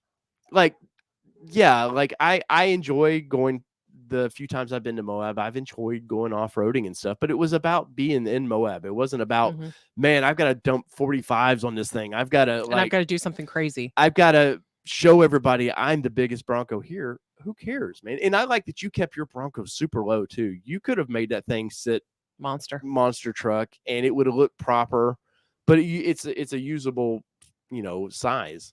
That was the whole entire plan. If I park this next to the other one, it is obnoxious, but this thing is really, really low slung for what it is. And that's how we build our trucks up here. We run full droop on everything as much as we can. This truck has its absolute bare ass minimum of up travel before it tries to hit bump stops driving it down the road. Because back to what you just said, I built this truck not to be like, hey, look at what, I have the coolest Bronco. I'm the best person in the world. I just wanted a Bronco that was functional, that I could take my kids out and make memories in. So I built it in the way that past wheeling rigs I've had were done, and this is how we do up here. Yeah. So clearly Raptor is not in your wheelhouse to go out and solid axle, right? If I could get my hands on a Raptor, I would 100% hack all that suspension out of it. Coilovers up for sale. Just to say I did it. I actually, after I bought this Bronco, I hunted for a few days to see if I could get a first edition to do this to, and I wish I would have. But there was a few first editions at SEMA that kind of made me sick. Only in the fact of, I want to say the one with the Chia Pet was a first edition. Was it? I want to say it was. I don't remember. I can't remember. I know the LED one. Yeah, the one. Yes. The one you were talking about, the heritage looking one. That definitely was a first edition that they. It was. Yeah. I don't understand either. These people overly modified these trucks, which I'm not saying they did them wrong or right, but why would you start with a first edition? It's almost like a first edition. I don't think it should be this way, but it has become like a shelf item. Like, don't drive it, don't put miles on it, take it off road, don't scratch it. It's worth way too much money. So I guess good for them. They're bold. They took first editions and just treated them like normal Bronco and did their thing. Yeah, well, they're trying to sell them though now as first editions, and you're like, they're so far from that. Yeah. Oh, for sure. Yeah, we had a gross navy pier interior. They'll never sell them. Who in Ford? Ford, you could tell the interior was rushed in these when they had to bring out the interior people in a video early on. You will never find it now. And they were trying to explain why they chose these colors, and you're like, there's nothing about that looks good. So I'm pretty tight with the lady herself that actually is the one that designs all the soft material. She's a sweetheart. So I don't even want to poke at her right now. But have you seen the Maverick? Have you been around one? Have you been in one? No, we didn't get in one. I'm supposed to get a test of it. Do you know it's blue? The dash, the door panels, all of the hard plastic materials are navy blue in a Maverick. Really? Wow. The only way they come, any model, navy blue. Did you see the new Raptor today? Did you look at Yes. It's navy blue. Yes. The dash is navy blue. Everything's navy blue. I don't know if that's her favorite color curtains or like what she's got going. Yeah, that's her theme right now. She's gonna have to stop that navy blue thing. She's gonna stop looking at Etsy or whatever she's doing because that ain't working.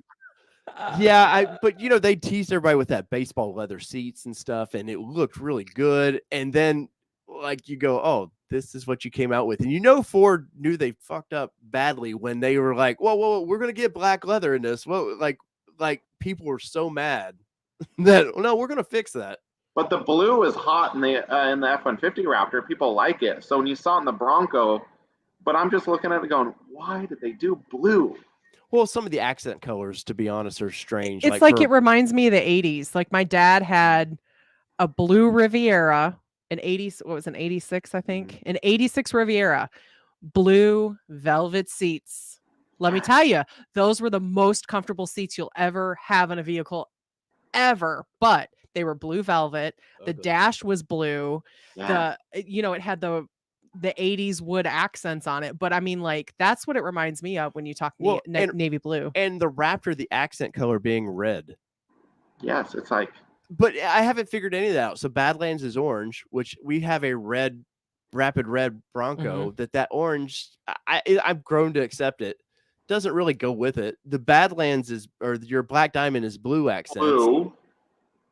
But yet the first edition was gray. Guess what? Yours in behind you was a gray. Like gray. You're literally shitting on the first edition guy going, hey, this is the base. We couldn't come up with anything else. So you got the base color.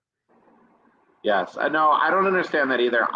So that leads me. So I have a Wild Track and a Badlands on order. Me and the wife couldn't quite agree. And I figured for $100, if they never give it back, I'll just reserve one of each. So hopefully I get one. Yeah. She likes the Wild Track. I think the interior is disgusting. How they do like that big C panel on the seat covers. It looks stupid. And I was confused. I only wanted the model I picked because of the interior. And now that I learned that actually like the Badlands has all the good stuff other than the orange accent I could do with that, which would work good on this. But yeah. I don't understand. They like model restrict you on these colors. Is it the Outer Banks that has the really weird seat covers that come in brown? Yes. They were supposed to be sort of the baseball glove leather, but they didn't really follow through with it. It's so weird. I don't get it. And it's like, so that model, just write that one off for me because the interior is disgusting. Well, how are you with, and I appreciate your time. I don't want to keep you much longer. But we're good. Okay.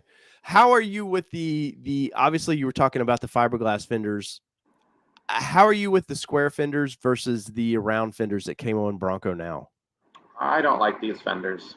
Yeah. I know why they did it for maximum tire, you know. Yes, which was great.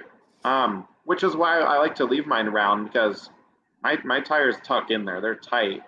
So that makes me like the round, but aesthetically, I would prefer if they were square. Like the Everglades is going to look good if it actually comes that way.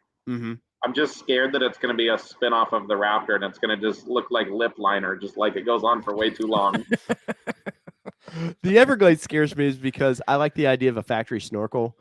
That the way they came up with that snorkel, I'm like, the idea of snorkel, you don't want bins. That concept better not come out as production. You want as few bins to restrict air as possible. And what do? You have to wrap it over the mirror.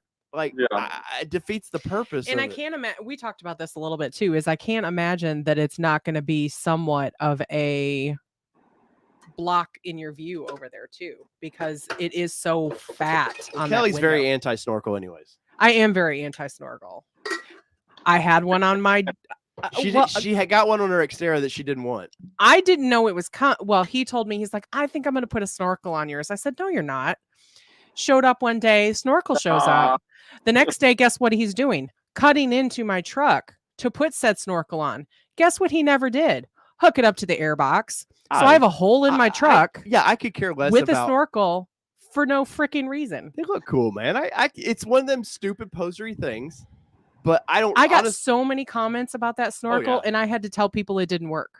Well, you didn't have to. I didn't have to, but I'm not going to lie about it. But honest to God, like, they're probably more restrictive, especially on aftermarket, like the way it's probably more restrictive anyways than not having it. But I just kind of look cool. And I was like, I've had them on several vehicles and rarely hook them And up. I had seen it on his, and I said, no snorkel for mine. And guess what happened? Ta-da, you got one. Still. Yeah. Yep. You can't say no after you drill a 3-inch hole in the right, fender, because the thing of it is the rule when I got that truck was most of the work done on the vehicle was going to be done by me, or at least I was going to be a part of it. Which most of it was until he took off and started doing shit to it. Oh, I got bored. That's what we do. Men.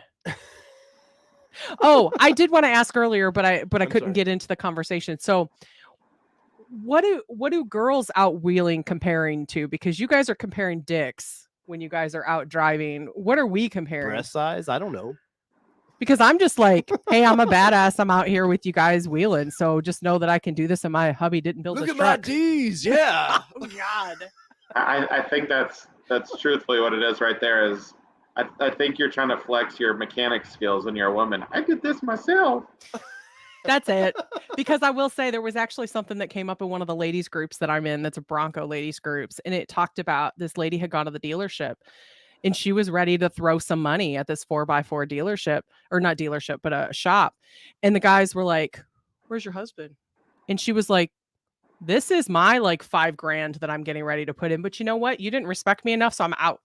Like, and she walked away and she's like, I had money ready to put on the table, but they didn't want to respect me enough to do that. So I think sometimes we're fighting. We're fighting to show we got it. You're just trying to be like, yeah, I'm here too. Like, this is me. I'm trying to do it. Right. And I didn't mean to throw that all girl political stuff out there. I just happened to think about that. Hey, there's things for everybody. You got to remember. Yeah. No, the Bronco is only for guys. A good percent of the Bronco community is women, to be honest. Yeah. Oh, no. If you look, yeah, and even Jeep. If you look if you were to look at social media right now, it's probably 85% women. Now, granted, a lot of them are trying to get something out of it. They're posing in front of them, but they're buying them because, and me and her have talked about this many times. It's like, I like the fact that women aren't afraid to buy a vehicle like this anymore. You know, it used to be, for whatever reason, I didn't come up with this, but it used to be, oh, you know, the woman gets the little sedan. And I like the fact now that a lot of ladies, and we have a bunch of awesome ones watching, that are like, F that.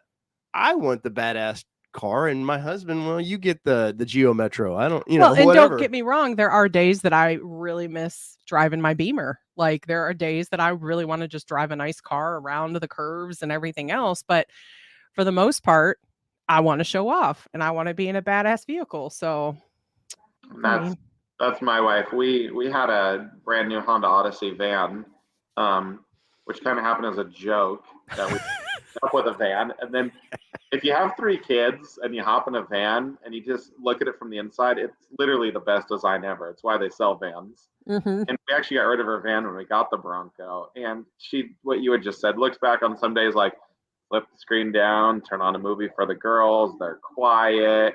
Hit my, all my fancy buttons, and this thing was great. But she loves her Bronco most days over, because she's like, I'd rather be the badass chick cruising around in a Bronco that I actually, like and enjoy, and it's mine, and than to be driving a van or something. So yeah. No doubt on that. And on it, like, she drives the Bronco way more than I do. The audience knows, they always poke at me about it's her Bronco. It's not mine. I lost somehow. I was the one that wanted to buy it. I watched the video on it and was like really excited by it. When it shows up, she's like, "Oh, that's mine." You're like, well, we also sold my Xterra. We also sold my BMW. Well, your BMW is based on your Xterra. Right. My BMW was bought because we sold my Xterra too soon. Yep. And then we also sold yours. But yeah, we got rid of my only vehicle I had. So, yeah. Naturally, it was yours. Exactly. Well, I make sure the payments are made. So, I mean, come on. Hey, it's worth that. I don't have to deal with that shit, man. Like, here, that's worth you driving it around. I get it on the weekends. Yeah. No, because I'm sitting here going, okay, we got one coming up. All right, let's make some money. Right. And speaking of that, hey, Cigar Texan, thank you for He may be gone. I know. But I meant to say thank you for the super chat. I do appreciate that. So Kelly, any questions? No, you know me. I just like to absorb it all and listen to badass people talk about their vehicles. So I know Revy was like, what a great chat, or what a great unexpected chat tonight. So it's been a good conversation. It should have been expected. I announced this like well, a week no, or but so I ago. mean, like, you know. Wow, they're clearly, they don't show a lot of faith in you, Kyle. Like, they're like, man, I didn't know this guy would be so chatty. My vodka's kicking in. Right? I needed some of that, man. I'd really knock the edge off that way. We'd be looking at this live clock up here 4 hours in, everybody be asleep. I don't know. We had Don't fire up your camera overlanding yeah, for fun. We did have a guest that we went, what was it, 4 hours? 4 hours, and he's trying to beat it all the time. Me and Kelly we're like, you're so tired. I gotta go to bed. It's like anybody. Hey, I'm just going to run over to my buddy's house and just, talk to him for a few minutes. 3 hours later, your wife's like, where the hell are you? Yeah. Well, it's like, I'll tell him, okay, I'm running to Target really quickly. And he's like, okay. I'm back in 2 hours. Yeah. You're screwed if they go to Target. I don't know what's in that store, but holy cow. He's screwed when he goes to Target too. He does the same thing. He gets sucked in. But no, my worst thing is she'll be like, hey, I'm going to be back in a little bit. I'm like, cool. I've got I'm planning a video in my head of like, here's what I want to use the Bronco for today. And then it's like dark when she gets back, and I'm like, mother effer. Like, I had in my head, this all worked out. Yeah. But so we did have a knockdown drag out, as our knockdown drag outs go, a few weeks ago, because I told him, I said, shortly after we bought it, I think we got it. And I told him, I said, hey, just so you know, I'm taking my friend and we're taking the Bronco and I'm going to show it to her and we're going to go a couple of places. And he's like, okay. And I said, just so you know, it's on Saturday. Okay. Saturday comes and he throws a hissy fit. He's like, I got all this stuff I got to do. I was like, you do realize I pre-planned. So we didn't have this conversation. So I was getting yelled at for that. So, sorry, the vodka's kicking in. Sorry. This is marital. Uh-oh. So did you guys order your Bronco? We did. So it is actually the one you spec'd? Yep. No. Not originally. It's our reservation. It's my reservation number, yes. But I spec'd a Badland or a Black Diamond and a hardtop, and I got told in May by an inside source, hey, you don't want the tops right now. So we put it on hold. Long story short, and they all know it. We were told, hey, your color's going away. The only color me and her could decide on. Yeah, we were at the Dream Cruise, and they announced it when we were at the Dream Cruise that our color was going away. It was the last year for it. And so we literally, like, most of the drive from Michigan back to Tennessee, we're like going, oh my God, what are we going to do? What are we going to do? And we just like built one and like went through it and couldn't find the color we liked. So and Andrea, thank you so much for yes, thank you. And we turned on that Monday, we contacted our dealer and said, go ahead and D99 our thing, change it to a soft top. We want rapid red, and we had a build date by Thursday. Yeah. So there's a diamond. Ours we ended up going Badlands. I did because we went to one of the Bronco events, and I got a Badlands thinking, okay, I get the vehicle I want. Yeah, it's not everything I want, but she's not going to be as upset at the price of this vehicle. And then what happens? She gets to test ride one of these things, and that sway disconnect kicks in. And she drives more than me off-road now. And I have control issues, and I don't like off camber. So as soon as he put us off camber, and then he goes, and I'm going to do the sway bar disconnect, and he pushed the button, and it went doosh. And I went, does ours have that? I want that. And he goes, and I was like, yes, I got her.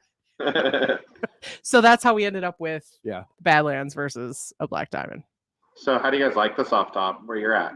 Yeah, it's great, man. I mean, we got 9 inches of, we don't get a ton of snow, but we got 9 inches of snow a couple weeks ago. The only thing we noticed about it was because we'll get snow and it melts the next day. We did notice a wet spot on the inside where snow was melting and setting. It wasn't leaking in, but you could definitely see the wet spot of it. Where it's almost like it was condensation and then it froze. Yeah. But other than that, we've had some teens, and I didn't feel like, man, I made a mistake here. No. Now our daughter in the back seat is like, why don't I have heated seats? Yes. Right. I have a hard top and I have a soft top, and to be dead honest, I think the soft top's nicer. Yeah. It's much quieter. Which is weird because I've seen some of these, especially the bigger YouTubers out there going. There was one the other day, and she was all, I couldn't even have a conversation with my mom going down the highway. And I was like, for one, you put 37-inch tires, mud terrain tires on things. So don't blame the vehicle on that. Top's quiet. Yeah, like the only thing I've noticed with the soft top is we'll be at a red light and you're like, do I have a window down? Yeah. No, hard top's way worse. Really? Way worse. I swear there's always a window open in a hardtop Bronco. I know what you're talking about, and I get it with this one sometimes, but the hardtop's way worse. And, ours has the stupid rough country 2-inch spacer on the other one with 35. So it sits like a, any Sasquatch Bronco. Right. And my wife's 5'7", and it's really hard for her. She gets disappointed. She's like, I want to take the top off, but you weren't there to help me lift the middle panel out. Like, it's too heavy. Yeah. I need to click the 2 latches, flop it back, and life's good. So, yeah, I've done that video several times, but I've been told it wasn't Alteration quality YouTube footage, so we have to redo that video at some point. No, the soft top is brilliant so easy. for that. So easy. But the rear windows and the side design to get in is absolutely stupid. Oh, we haven't done that yet. In the back to get in and all. You gotta rip everything apart. It's really stupid, and the way that the windows and the rear lock in, like, it's quite smart. Like, it's thought out. Mm-hmm. But I don't like that portion of it. But otherwise, I would say, like, for your typical Bronco owner, I would pick a soft top over a hard top. Good to know. I think the soft top's ugly. The black top of the soft top looks better in my opinion. Just the color of it. Why Ford chose to go this molding color gray makes no sense. I know it was going to be, well, this is the entry level. You want the painted. Oh, we'll get you the painted for more expensive. But you could have done a black, like Jeep does, a black matted hard top, and it would have matched every vehicle you have. Like, I think the gray does not match every color very well at all. I think it looks awesome on my Cactus Gray, but I think there's other colors like Rapid Red. It looks really stupid on because it's like on that same color palette where it's metallic, but it looks like a kid started picking some colors. Yes. And that was one of the big disappointments was because I probably, if they would have offered the body color match tops early on, I would have spent the money for that.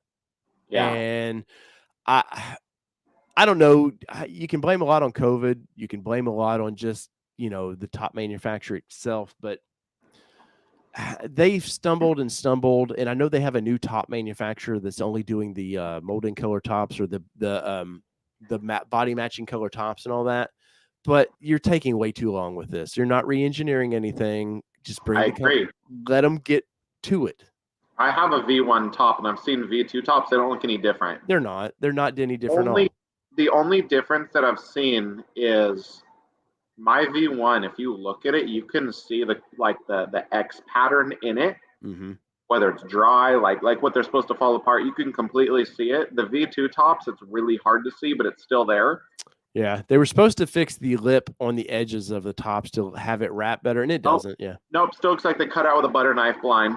Yep. Yeah. Still shit. I mean. So we tested a first edition back last August, and the guy is anyway. I can't say about him, but his top for a first edition, you could tell where they took RTV or something on the edges and just shoved it down the edges, trying to make it where you can't see the cardboard top of it. Yeah, it was like it at some points it almost looked like a hacksaw was taken to it instead of a smooth finishing saw.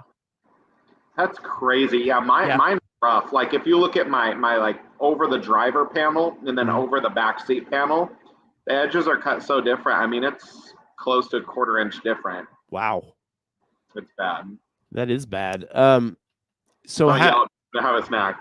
No, go for it. Sorry, audience. This is the feeding period of the show. Yeah, as far as the soft top, I thought it was pretty smart. I like Best Top's version, except for I don't like the fastback. I'm not big on the fastback for whatever reason. Oh my gosh, I'm so on the fastback. So really? From you? I think my Bronco's like Frankenstein. Like, the head just goes forever. It needs to have some sort of lean on the back. Yeah, I like the Safari, the way they do the factory one. I love the way you can pull the sides out and that's kind of Safari look, because a lot of times I don't want direct sun. It gets hot here in Tennessee, but the idea that you can have all the sides open and you're still getting that cool air, it's fun to drive through town. Perfect for me. We're only bummers because we got ours in November, and so it was just starting to get cold here. And we thought, well, we'll drive down to. We had a trip planned to a family vacation 1st of December to Florida, and I thought, oh, it'll be warm there. Guess what? It wasn't. It was not warm in Florida. The first 60-degree week. Yeah. And overcast the entire week that we were there. And I was like, MFR, man, I bought this stupid thing. And Night Mark King, thanks for joining. Yes, thank you so much. And can't enjoy but we have had a few 70-degree days. We have. I've been able to take the top off when it was 74 degrees. But we've never flipped it all the way. Not completely. We've not just done the whole just top popping it and leaving it back. Really all the way back to me. That's another complaint I have. It comes like an old Volkswagen Cabriolet to me, but yeah, how it hangs way off the back. But they had to do what they did with the short quarter panel. Mm-hmm. But I just had this talk today. I was over at my powder coaters picking up some parts from another project. And I drove the Bronco there, and they're like, "Oh wow, you drive this?" I'm like, "Yeah, it's like an everyday driver. I drive it everywhere." And the guy was talking with me. He's like, "Will you ever take the top off?" I'm like, "Well, if it ever stopped raining, I might, or warm up." And he's like, "Yeah, in August, let me know. You'll enjoy that then." But for now, I said, "Yeah, I haven't got the most opportunity to enjoy the soft top quite yet." Yeah, well, you did have it off in Vegas. It was pretty nice in Vegas when we were all there. So it was beautiful in Vegas. That was obviously the only time I got to enjoy it. Yeah, we stayed at the Bellagio and we walked to the Venetian, I believe, and the weather was beautiful. I know, 9, 10 o'clock at night. It's just beautiful. Yeah. You got shorts on and you're happy, but yep. I know Tennessee and Washington have a very similar climate for winter time and temperatures and all that, Yeah. so we're all on the same page. But I think you get quite a bit more snow than we do. Well, but Not it's where I'm not. at. No, really? Oh, we get snow maybe twice a year at most. Oh, okay. And ours is like you said, one day and it's gone. But we just had this freak storm and we got a foot of snow, and then 3 days later it melted down a little, got almost another foot of snow. But that's gone. We rarely ever get that. Yeah, so you really did have the winter we did. We've had over 15 inches of snow this year, and super rare, super rare for us. And it shuts us down. We did I will say we did a live stream a couple weeks ago where we took the top down in the middle of a snowstorm. That was fun. It was dumb. The marine grade vinyl seats, man, is and we got such shit from some people that were like, "You're ruining your top. You're ruining your soft top because you're supposed to keep it down for 6 months." And I was like, "Chick, shut up." Yeah, who says how long you're supposed to keep We took ours out a month ago in the snow. We're up snow wheeling, and we flipped the top back because it was 50 degrees and gorgeous sunny out. So we flipped the top up for the girls. The next thing, we drive underneath a tree branch and the whole truck of snow. Yes. So that was a horrible fail. And what's funny is we stopped, we kicked the top back because everybody was stopping for a minute. We drove I don't know, all of 300 feet before we filled it full of snow, shoveled it all off everybody's laps, and put the top back up.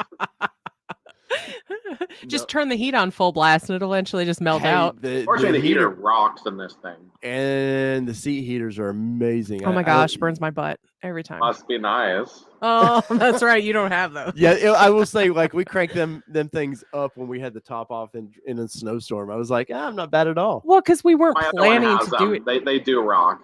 Yeah, and the thing of it is we weren't planning to do it. So I'm literally in a hoodie. I think you were in a hoodie. Looking like an Eskimo. Right. Yeah. And so I'm putting my hoodie up over me, and I don't even think I had a hat or anything. We were just freezing our asses off from that perspective. Yes. Like the guy in the Miata with his top down when it's sprinkling. You're like, come on, dude, just put the top up. We know you got a convertible. I totally trolled the Jeep dealership too. The top down. I'm driving through there going, hey man, what's going on? Where are you guys at? Come on, let's go. Well, and the whole town is shut down. When we get ice and snow, it shuts the whole town down. And so really there were 3 people at the Jeep dealership, probably because they were getting ready to close everything down at 2:00 in the afternoon. Yeah. But yeah, people are looking out the window what the hell is going on out there? Stupid Bronco people. Yeah, thinking they got a Jeep. They're over here, they're lost. Right. Hey, can you service this thing? So obviously you've got some plan for this thing. Any other builds you got going on? So we do classic Ford pickups, I don't know where this thing is, this one up here. Do 4-wheel drive conversions and late model powertrains. I have a couple Godzilla trucks happening right now. Everything we do is Ford based, so it all intermixes. What about the electric the motor? Any idea you want to play with that? Not yet. No? I mean, it's cool, but not for me yet. But I did buy a new Maverick because this Bronco thing was really cool. What we had talked about earlier, it was really humbling to go do the whole SEMA thing, and my classic pickups just don't have enough momentum to like be at a platform like SEMA. So I bought this Maverick to be kind of crazy, and I'm kind of like really wishy-washy right now if I'm actually going to build it or if I'm going to not. But if I build the Maverick, it's going to be a serious project, and it's going to be one that'll be well known. I'll tell you that. Right. Well, put it under some Dana 44s. You'll be fine. Low, big horsepower. Oh, nice. He's dropping it. Well, there was that one in the Ford booth that was dropped that looked really, really nice. It was beautiful, if you ask me. And what sucks is I was like, I'm going to build a Maverick. And then I saw Tucci's Maverick. I'm like, wow, they nailed that. Yeah. So. Yeah, no, that platform, at first I thought with that platform, I thought, man, it's for one, I do think it's a little too big. There's a lot of federal regulations why it has to be the size it is, because they kept saying, oh, we're doing we're going, pup trucks again. I was like, well, that's not a pup truck, but the price point of that vehicle, what you get in that vehicle for the price point is pretty amazing. Cool. It's cool. Mine drives nice. Like when I get in it and drive it, I'm like, this thing's really nice for what it is. But it just went nuts. Everybody wants one, but. Oh, you could probably flip that thing right now for a nice penny too. I think I could, but I'm like, we'll figure out what I'm doing with it. Just like my Broncos, when I got home with my one, I got some pretty decent offers on my gray one. And it's like, what am I going to do? Hey, honey, go back to a minivan now that you had a Bronco. Like, yeah. Oh, yeah. What a slap in the face that would be. Yeah, no, I'm good. So it's happy wife, happy life. You get it. Exactly. And she loves her Bronco. There you go. Well, guys, there is Kyle, and Kyle, we appreciate you being on here, man. We really do. Of course, I appreciate you guys having me. This was cool. Yeah, man. I told you it's just us BSing, man, and that's kind of what this is. Your Bronco behind you is a dream. It sucks. I told you privately, I could never find you in SEMA because the truck kept moving around. And damn it, Bronco Nation, you jumped in front of me again. Because every time I was at SEMA, here was one of their guys. Like I'd go to film a vehicle right in front of me. I was like, look, MFers, like get out of my way. But I'm glad I didn't. Though. I'm glad I've gotten to talk to you now. After you did that, you experienced it, and it's enough distance from it now too, where you can kind of reflect a little bit better on it. But hey, man, I definitely want to check back with you down the road and see what you're up to because absolutely, you know how to find me. Instagram's easiest. That's really where I try to get everybody to reach out to me. And if anybody does have questions, say they're potentially wanting a solid axle, I'm sure you could lend some do's and don'ts to that.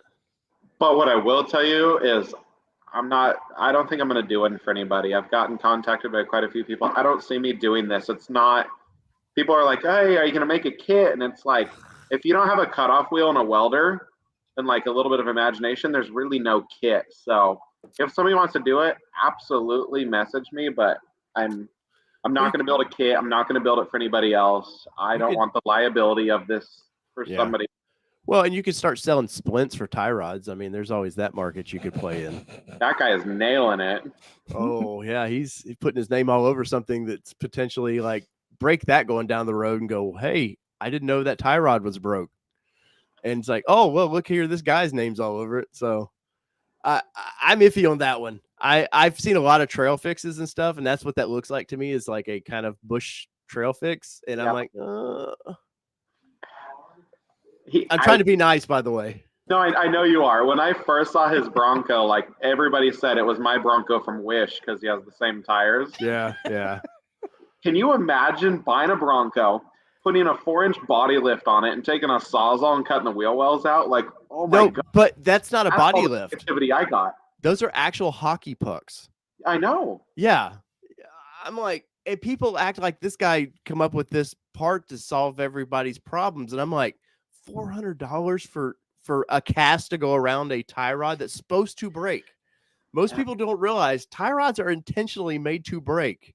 You want it to break there and not through the drive train. I know that you were trying to wrap this up, but have you talked with chronic bronchitis yet? Mm-mm. He is the one with the orange Bronco with like the weird graphics on the side. Yeah. T-shaped and they're gray. We saw that rig at the Dream Cruise. Okay, so I've talked with him quite a bit. He is an extremely humble, nice guy, and you should have him on here. But he has explained to me quite a bit about the Bronco. I think he's one of the few people that have actually wheeled the hell out of it. Other than your buddy over there with the tie rod splits. Well, I don't call what he does wheeling, though. He's taken that thing and rode it real hard. But chronic bronchitis is actually on his Bronco pretty hard. One thing that he's told me that's really a stressor for him is he's actually burned up quite a few steering racks. And I actually have had the steering rack and this thing ripped in 1,000 pieces because it's a smart cam module. The steering rack in these doesn't. I don't even know like how to compare it. Like if you played with RC cars or something, like you're not supposed to grab the tire and steer the servo. Yeah. You said about that splint on the tire rod. If that doesn't give, what the steering is actually doing in the rack is when it's pushing against the rack and the driver feedback's against it, it's burning up the assist inside, and that's what chronic bronchitis is fighting. So I'm curious to see when these people start putting their splints in their Bronco tire rods and they get them into these like really weird angles. If people are going to start eating steering racks because of it. And they're $1,800, and they're also a reflash on the PCM. Like they're a big deal. Yes. Well, you know, and I know that guy's trying his best, and I don't mean to kind of crap on him as much. That's how I feel. But the problem is that's a bush fix for something that's supposed to break. And all these guys, the Bronco has so many people that are jumped into Bronco that weren't off-roaders, which is great for Ford. They found something. But they don't realize, like, I wheeled Nissans forever with tie rods. I know, keep a spare with you, keep a spare CV with you. These are things that just break, and they're easy fixes. And an alternator in the Nissan world. Well, yeah, alternators goes like crazy, which is they're still not in a great position in the Bronco. But these are just things that break, and the guy keeps trying to compete with the guys with the Light Bright's beastly rig. Like that thing is not anywhere close to being. And I watched his latest video, and he's just beating the shit out of his wife's Bronco for what? There's no reason. You have nothing to prove. No, I thought the same thing. I'm like, you did it once, and I did it again. Yeah, and he was bragging about in some post I saw where he's got the diff all ripped apart, and I'm like, that's not a bragging point to me. Like, at no point. I'll break something on ours at some point, but I don't, it's not a dick measuring thing for me to go, look, I have all this disassembled. Like, who cares? Like, go buy another one and go about your business. And I know it's funny as the guy was like, he instantly came off of like, oh, I'm just doing this for the community. It's amazing that you have boxes with your name printed all over them ready to go, but you're just doing this for the community. Like, no, you're making money on it. Be honest about it. Guess what? This podcast here, I make some money on it. I don't hide from the fact that this is my job. Yep. It's YouTube. Yeah, well, it's YouTube. But anyways, I'm that guy's doing his best. I don't mean to crap on him so much, but dude, I appreciate you. Had a little too much single barrel tonight, I think. Oh, I've enjoyed my single barrel. I definitely want to have you back just to talk shop, man. I could talk cars all day long. So guys, go check out what's your Instagram again? It was put up there. Oh, was it up there? It was up there. It's also my name right there at the bottom. Oh, there you go. DelFab. And go check out his stuff, man. You know, show him some love. Let him know that you've seen us, you know, on the channel here. But dude, I appreciate it. And I've got to talk some Raptor for a few minutes with these people. So until next time, man. Thank you so much. Absolutely. Yeah, thank you guys once again for having me. It's definitely a pleasure. Absolutely. Well, till next time, guys. All right, so we will get into Raptor in just a second. So, dude, I'll text you here in a few minutes. Okay, you're kicking me out of this. So I can head on with my night, right? Yep. Yeah, go eat. Thank you, man. Enjoy. Yes, I'm ready for dinner. Thanks, Kyle. Bye. Have a good night. There you guys go. And hopefully you enjoyed that. I enjoyed that a lot. Yeah, man. That was a lot of fun. That was a lot of fun. I want to first acknowledge all the super chats and stuff you guys have given me. It's hard for me. I apologize for not acknowledging it during an interview, but sometimes it's hard to get that in the convo. Well, I don't want to be rude to our guests and be like, hey, for sure. He's like, what the hell are these people talking about? Right. But Terrence Mooney, first off, Dave, he says, sorry, Dave, no super chats until I get on my build date. Ouch. Hey, man. We get it. You got to do what you got to do, and we appreciate all the support you've offered us over this past year. Kelly, where are we at? We had some highlighted ones before you go there, I want to. There's a poll in there. Oh, that's right. So I'm going to end the one that I put in there a little bit ago. Actually, I'm going to leave it up for another minute or two, just because I see a couple folks are jumping in. But there was one poll that we started the evening with. Let me go back up to it, because I don't think you can see it on there, can you?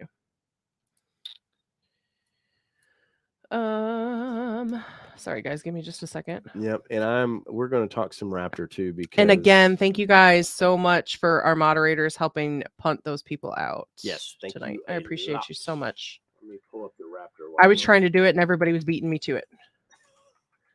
Awesome. I'm pulling up the Ford Media site because I want to talk about this. Come on. It doesn't want to pull that one up. So I'm going to leave that poll for a second. All right. Bronco Raptor, guys, bring your questions, comments. Revy took delivery of her black diamond. Congratulations, lady. That's so awesome. exciting. Thank you for letting us know. Nurse AJ, is that Mike got a VIN, or did Nurse AJ? No, Nurse AJ got a VIN. Ooh, congratulations. Congratulations too. Let's see. What else we got there? Jason says, still no build date or VIN for me, but I did get a Ford Bronco SUV is coming. Are you in? Hit the upgrade interested button. Email woohoo. That is nice. Great job. We didn't get that email. We didn't, but we don't have a reservation. We got our Broncos. So yes. And honestly, I think you guys know by now I would probably not order that. So it's no secret. We'll go there in a second. We will go there. But congratulations for you. That's awesome. Coderman, I think you left too, but he did. Thank you so much for that $19.99. You guys know I like the strange super chats, by the way. And Cigar Texan, if you're still here, thank you for that super chat. Says been handing them out all week. Here's some for a fresh bottle. Man, appreciate that. Yep. And let's see. Devin Heritage says, got my 2022 last Wednesday. Ooh, nice. Man, it is a busy week. Yeah, it is. Gift Wings G, if you're still with us, said, so is someone going to get a Raptor before I get mine that I ordered on day one? I hate to say it might be possible. Yeah, it just depends on what you, and I took a few notes from Bronco Nation's stream with their Bronco product specialist, and I asked this question and it didn't get answered, but I know John Wetterman, I always say his name wrong. Wiedemann. I believe it's Wiedemann. Poor guy's got a 2-door order, and I don't understand why. And I'm going to reach out to Ford about this because there's a story to this that I want to do. Mm-hmm. It doesn't make sense while day 1 through 10, certain models, you see the identical people bragging about it, as they should on Facebook. There's nothing personal. Damn near identical orders, and they ordered it in December and now have a build date. Just does not make sense at all. And I want Ford to explain this. They won't.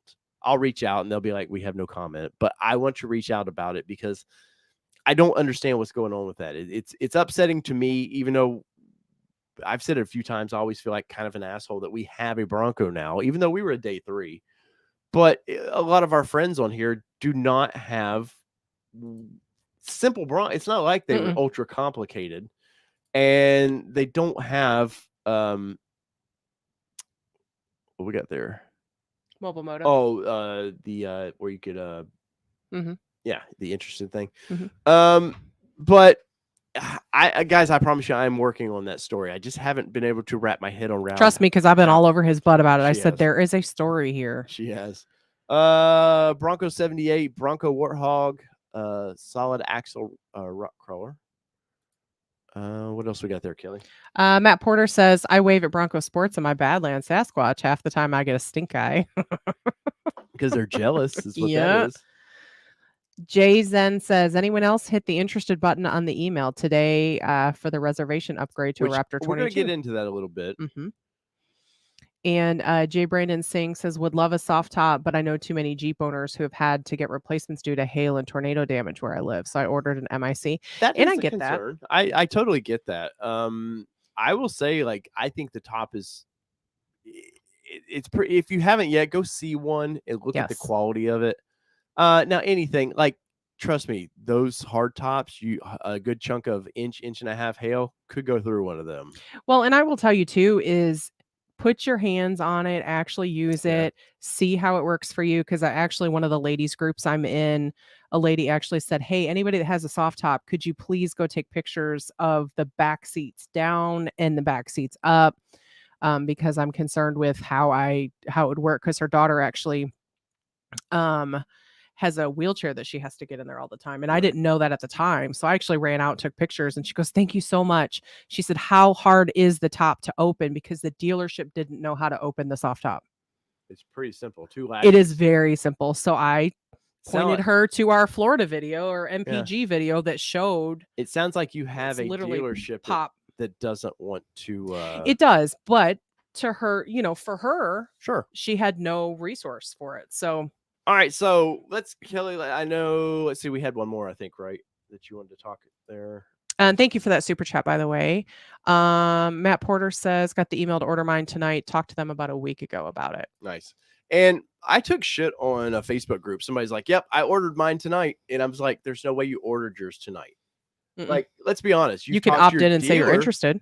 And guess what? Your dealership's putting you in a lottery system, man. I know it was made in the Bronco Nation video tonight. They talked about, hey, the oldest reservations first, get first dibs at it. But guess what? We know that's not how it works anyways, because time and time again, dealers have proven their buddies seem to get Broncos before people in line get Broncos. Unless Ford busts it all up and says, we're not letting this happen anymore, and actually goes by reservation number, doesn't care about allocations. Right. So, yeah, Kelly, somebody can nail that troll for me. So here is the Bronco Raptor, the 22, and I did the video this morning on it, and trust me, thanks, Tim. I was definitely 4 a.m. up and at 'em to make sure that the channel, was represented in this. But what a disappointment to me. And somebody earlier today was like, man, you're the only channel that's been negative about this Bronco. And I'm only negative. There's two things. The timing when they dropped this thing last December, started teasing their audience about it, I thought was poor timing. They hadn't even gotten the regular orders in. Now you're already teasing the audience of here's what you could get. And everybody knows Raptor. You don't go F-150 and go, nah, the Raptor's no good. I don't want the high performance version if you had the option to get it. So there's that. And honestly, it's the fenders. I'm not big on the Ford grille, which is a Raptor trademark, which I accept. It's not for that. And this vehicle, trust me, is not for me. But as an auto journalist, I offer my opinions of these things, whether you guys like them or not, or agree with them.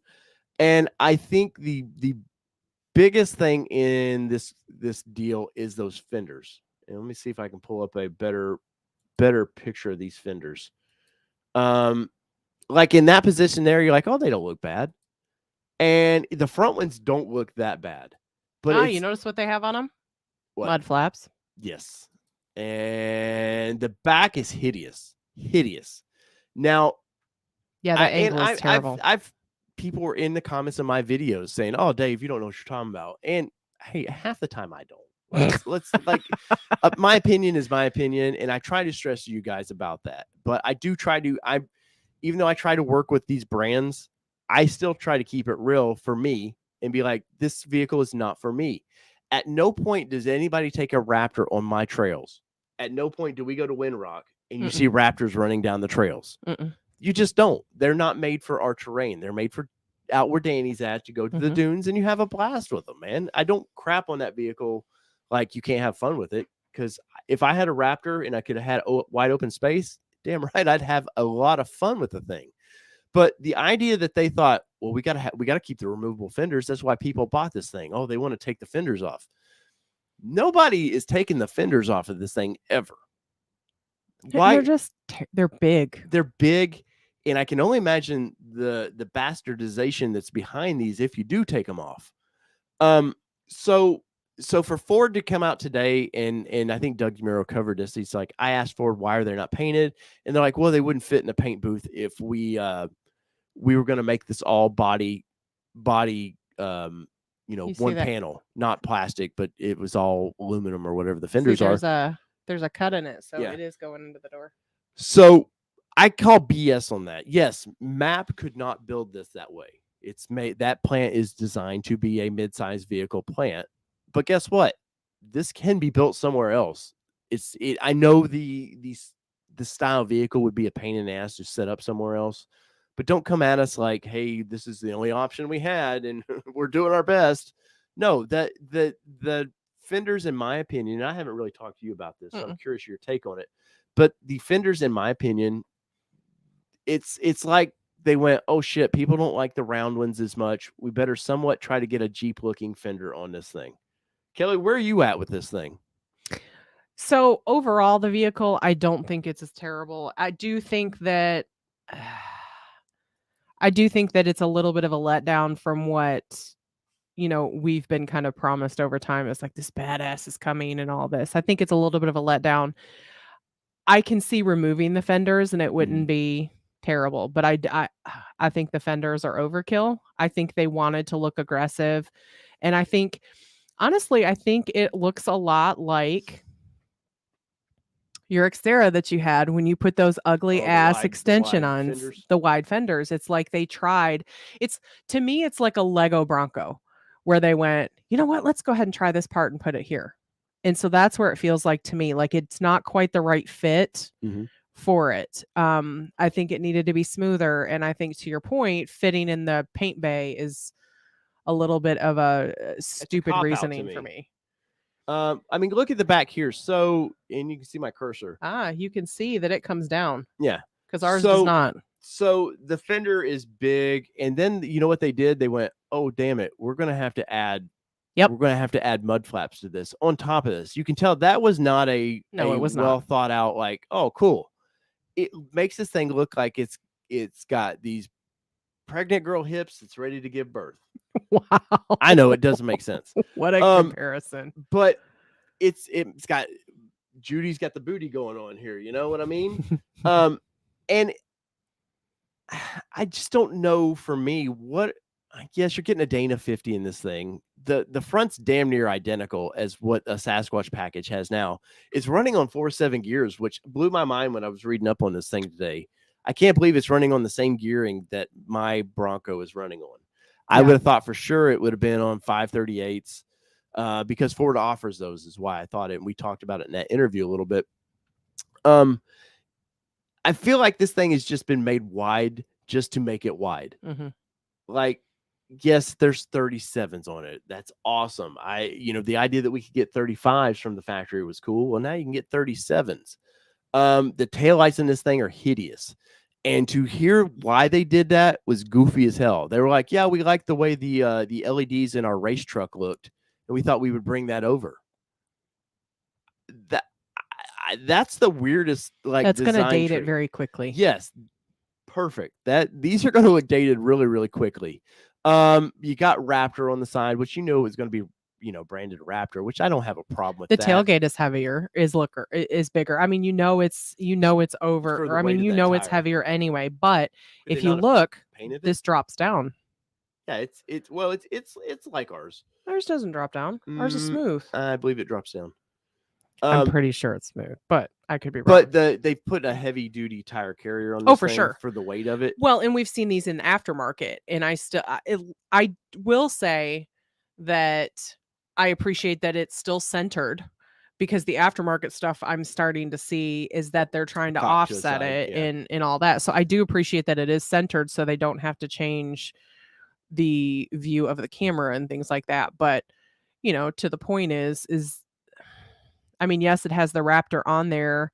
And like people are saying in the chat, you should have waited a little bit longer. You've got people that are still waiting on vehicles. And now they're coming out from a marketing perspective saying, oh, you can maybe own one. It's almost like like we've talked about with dealerships are going to find a way to make them on the lot for their VIP customers or whatever. But it's just one more stab. It's one more hammock. It's one more calendar that you're throwing at people that are still waiting on a vehicle. Yeah. And now you see it here jumping. Guess what I don't do when I off-road? We do not jump. I'm not jumping anything. And I think the Raptor in general is a desert runner. It's freaking awesome. But guess what? I see him on every construction site that some guy wanted to buy a Raptor and then he's trying to use it as a normal truck. Doesn't work out. I think that this thing is definitely aimed for a certain market, like that SoCal market, which is, if I lived there, I would probably want this and go. We'd probably be desert runners. Yeah, which sounds appealing. But I don't know. I mean, it's basically the underpinning is a normal Raptor, for better or for worse. The lower control arms are all Raptor. The heavy duty of the Fox suspension is all the current Raptor, which is cool. I'm not saying like, man, they really sucked that one up, but Good night, Valley Dude. Thanks for joining. Yes, thank you. And sorry you can't enjoy the and Eric, congratulations on your build date, the 14th of February. Oh, nice. A couple of things that stood out to me is, remember that open air concept we all wanted? Guess what? They don't have now, because they got to build this thing to go get the shit beat out of it. We got support there. Oh, guess what? You can't barely see out the rear of this thing now. Well, now we've got an extra support in this thing because it needed this. I'm not saying that it's poor design. Are those speakers? Well, there's the normal speakers back there, right there. But they've got this extra support here for bracing to stiffen it up, which they claim is 50% more stiff than the current Bronco. I'm surprised that they didn't require that from a safety perspective then, if that's the case. Well, it's because of this thing's it's going to be jumped. No, I know, but I'm saying if it's 50% more, that's a pretty big increase. I do have to say that I do like the top down on the black on the hood. I have to say, yes, I do. Yeah, like that does look good. And I'm not going to completely crap on this vehicle. The 3-liter in this thing, which I've told you guys for a long time was coming, that I was told by somebody within the Ford that it was a 3-liter making 400 horsepower. I mean, now granted, you could go, okay, what do they put the 3-liter in? You go, well, okay, it makes 400 horsepower now. Yes. But like our guest was saying earlier, you know, at the 2.7, you can make a 2.7 hit 500 horsepower pretty easy. I mean, yes, there's some work to be done, but you can make it do this. And this is just not enough at 400 horsepower, because we're going to compare this, and I don't think it's justified completely, to the 392 Wrangler. Now, we did time in the 392. You hear that V8 start up, and I don't care if you ever use it. Sounds great. This thing, you hear it start up, sounds good. Not a V8. Doesn't sound like a V8. And Ford right now is touting, oh, it's $5,000 starting out. It's $5,000 cheaper than the 392. But guess what? 392, you get a painted roof, you get an all-wheel drive system, and you're getting a big monster V8 that makes 450 horsepower easily. Can be well topped over that. And it's other than, I think, ride quality, the Bronco is going to be way better at ride quality. I think right now Jeep is not scared of this thing. Yeah, this comes with 37s. Guess what? Jeep could do really easily. They can fit theirs for 37s pretty easily. So I want to say the reveal of this thing was a letdown. I think. Oh, Andy's in the chat. Yep, I got him as a pinned one. Andy, thank you for these hats, man. By the way, hats. Awesome. Andy sent these to our PO box. It's in the description. And I did, shameless plug, I did find them on Amazon, so they are on our Amazon page if you guys are looking for them. Oh, by the way, the store is up. I finally got to it, so it's to-do list. Yeah, people had asked for our Amazon. Asked for about that, so it is up. It's on and our shirts, by the way, are on the website. Yep. But I just feel like for $69,000, and yes, I want to go into. Let me grab the mouse from you real quick. I want to go into the interior a little bit, because there's where some of the money they've done is being spent, and I don't think, Kelly, you've probably really got to see much of the interior. So let's pull this up. I do like the blacked out Bronco on the. Yeah. So you're getting a little bit of carbon fiber there. It's a bigger steering wheel, so it's a race, made to it's a racier steering wheel. Typical Bronco or typical Raptor. Like you said, they blacked out the Bronco, which is cool, I guess. I mean, it doesn't hurt my feelings by any means. Like it looks all right, but the carbon fiber, I'm just like, you got your Raptor. I'm just like, it's okay. The seats are weird looking to me, but they have to be. It's a Raptor. They needed a little bit of strangeness to them. I know we don't have these. What are those? That's your controls. Your looks like. Oh, it's part of the Raptor package, lane assist and all that. Oh, sorry guys. But the seats don't look like horrible to me. They actually look pretty comfortable, honestly, to me. But the blue, like our guest was talking about, the weird blue accents with this. Yeah. So look at the center. I think there's a better picture of the center console. It doesn't match the molded plastic here. That's true. It's black. It's the gray, dark gray. Or to a navy blue. I mean, what I think of this vehicle I just think it.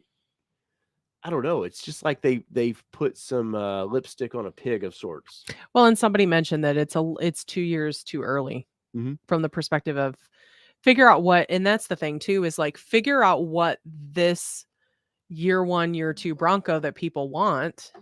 Yeah, figure out what was. Let's adjust, like what works for it, what doesn't work, and then let's talk about a Raptor Bronco. Yeah. Well, and you can clearly, I would say they've paid attention to aftermarket with this. Oh, but for sure. They didn't, because they did this in the pre-production Broncos. So this is nothing new. You can see some carbon fiber there on the handles. Now, is it real carbon fiber? I don't know on that. I would assume so for the price point. The little chiclets are the red. This Bronco inlay looks cool. I do like the stitching on the soft touch part of the dash. I think that looks really good. Let's see if we can find some more of the interior here. Kevin GR says he wants those seatbelts though. I do like colored seatbelts. It's strange. Old school thought would have been hide the seatbelts. People don't want to be noticed wearing a seatbelt. But you're seeing it more in sports cars now, where you're seeing those colored seatbelts and things too. Yeah, it's definitely the normal colors. Now, why does that look like a white dash? Well, it's silver. So what honestly is special about this right here at this view? Okay, I know that there's a little bit of carbon fiber in the handle, the shifting handle. You got the red accents. You got red accents in these same nets that we can get. It's not red, it's orange. What? Well, it looks orange to me. No, it probably is. So, and you're getting the accent color for Raptor is going to be that orange. But that's a black interior. Mm-hmm. And they're going to do different color interiors. But there's nothing about this that I'm like, oh, damn, I can't get really this. In the steering wheel, I can send my steering wheel off. There's a lot of companies that can do full carbon fiber steering wheels to make it look just like this for about $1,000. I can put the sticker package in the dash to make it look like that. The little chiclets, give or take on that. People are selling them. Yeah. The red knob on this, I showed this was in the Nintendo Bronco. They premiered, so that's not out of the ordinary. The seats are definitely different. They definitely look different. They look pretty comfortable, honestly. I know the side bolstering in these things are made to be jostled around. You're made to, go out in the desert and have fun with them. The Raptor, in my opinion, this may piss some people off. The Raptor text is starting to look old. I've seen this in 3 generations of their pickup truck. Now we've got it in this. You can see the carbon fiber in the handle. Whether it's real carbon fiber or not, I have no reason to think it wouldn't be. It looks like a different shape. I think it's how the photo's taken. It may be. I would have to compare.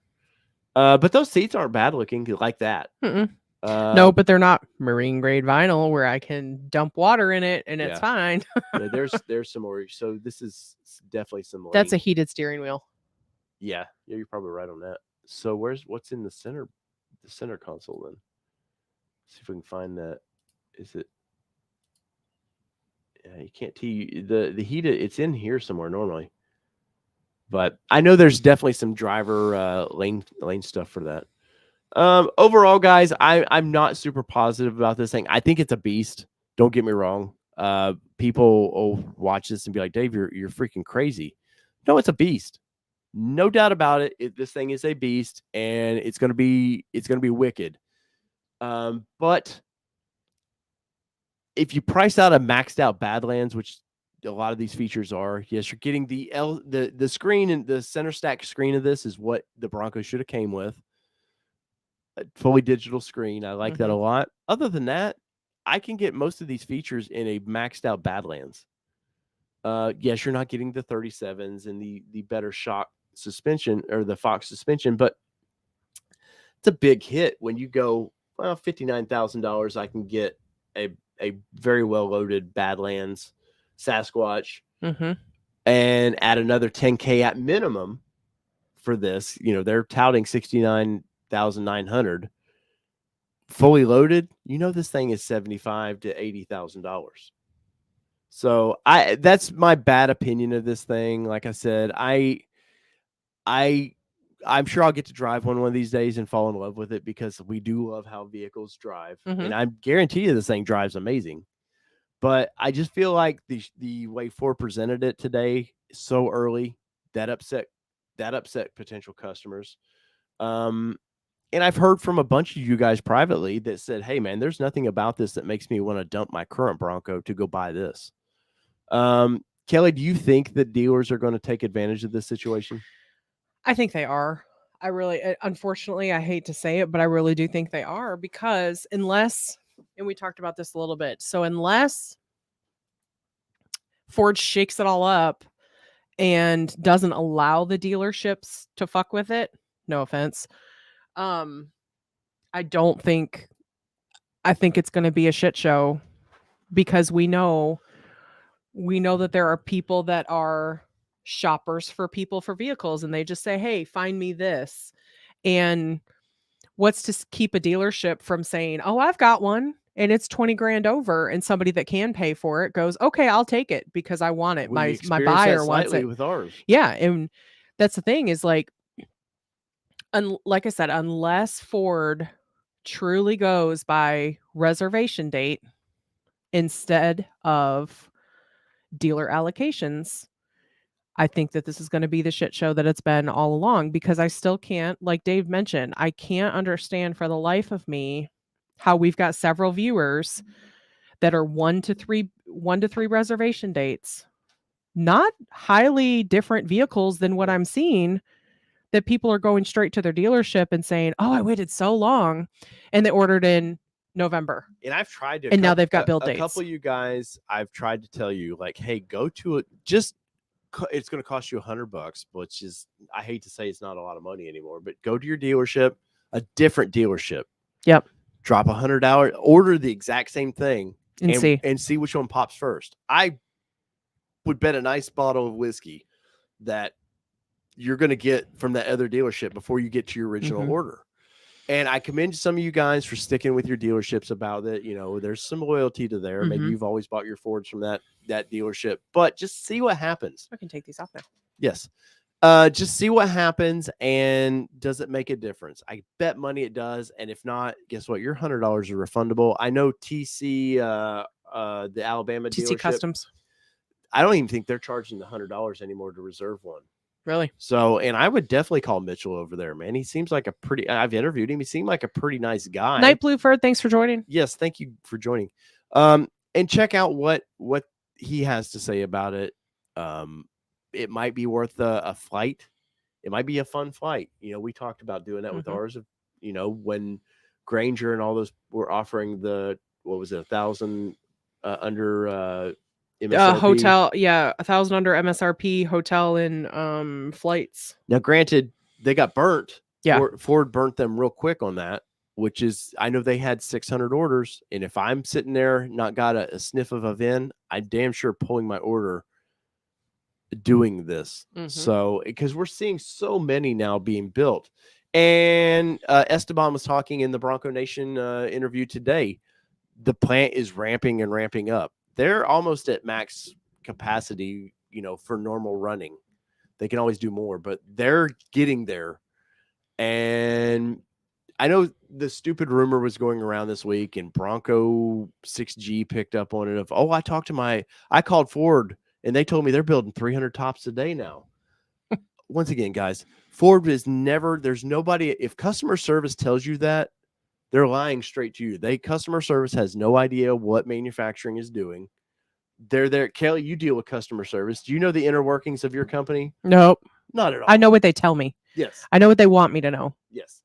And if they're building 300 tops a day, which this person was claiming, that's not enough, man. They're building almost 600 of these damn things a day.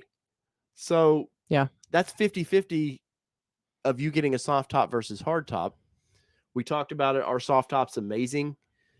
Get you a soft top, unless you're just in the Antarctic. Don't do that there. Get a soft top. You can buy a hard top. I know our dealership's offering us a pretty good deal when they can. But take that with a grain of salt. If you want a hard top, wait for your hard top. And I've always said, get what you want. Yeah. But if that's the only thing holding you up and you want to this summer have your vehicle. Well, but your 2-doors can't do that. No, that's true. That is true. Two-door can't do that. And it's unfortunate that I'm seeing 2-doors that are being built from November reservations. Yes, it doesn't make sense. But as far as to wrap up Raptor, I think it's an amazing vehicle. I know I've just spent a long time crapping on it versus it's an amazing vehicle. And yeah, Junior Cullen, we got 1 viewer, 2 viewers. I don't know. There it goes. Sorry, I just wanted to say Junior Cullen says rumor has the tops will be like 7K. That's each individual piece. That's not the combined pieces. That's what the dealer is having from a pricing perspective at this point. I've talked to my dealership. They have not gotten any kind of pricing. I expect $3,500 to $4,000 for a top is what I expect. And as soon as I find out, you guys are going to know. And obviously I'm not the only resource out there for that. I'm sure every wannabe YouTuber out there is going to let you know, because we did experience that today. How many Bronco Raptor videos did anybody think was going to build their YouTube channel? Ours video outperformed some big channels, and it didn't do very well. And it didn't do very well because everybody with an iPhone now thinks they can do a video. And hey, learn my hats off to you, but I think I counted 50 different videos today. Yeah. Of all, unless you were there, and I wasn't there last week when Ford let TFL and all these guys go through them. You learned off of the media page that I learned off of. So hey, do it though. Like, if I don't mean to crap on your dream, if you want to do this for a living, I had people help me, so I'm always glad to help you on that. But Bronco Raptor, once again, like I said, I know I sound like I'm pooing on it. I think it's a ultimate desert running, crazy, ridiculous thing. I just think that it's not completely, timing was right, and I think the fenders are horrible. So after that, Kelly, kind of 1 to 10, where do you think this thing is? I hate it. I hate it when you tell me 1 to 10. Knowing it's got 400 horsepower, it's gonna be fun. The fenders kill me. They just really do. The fenders kill the stat a lot for me.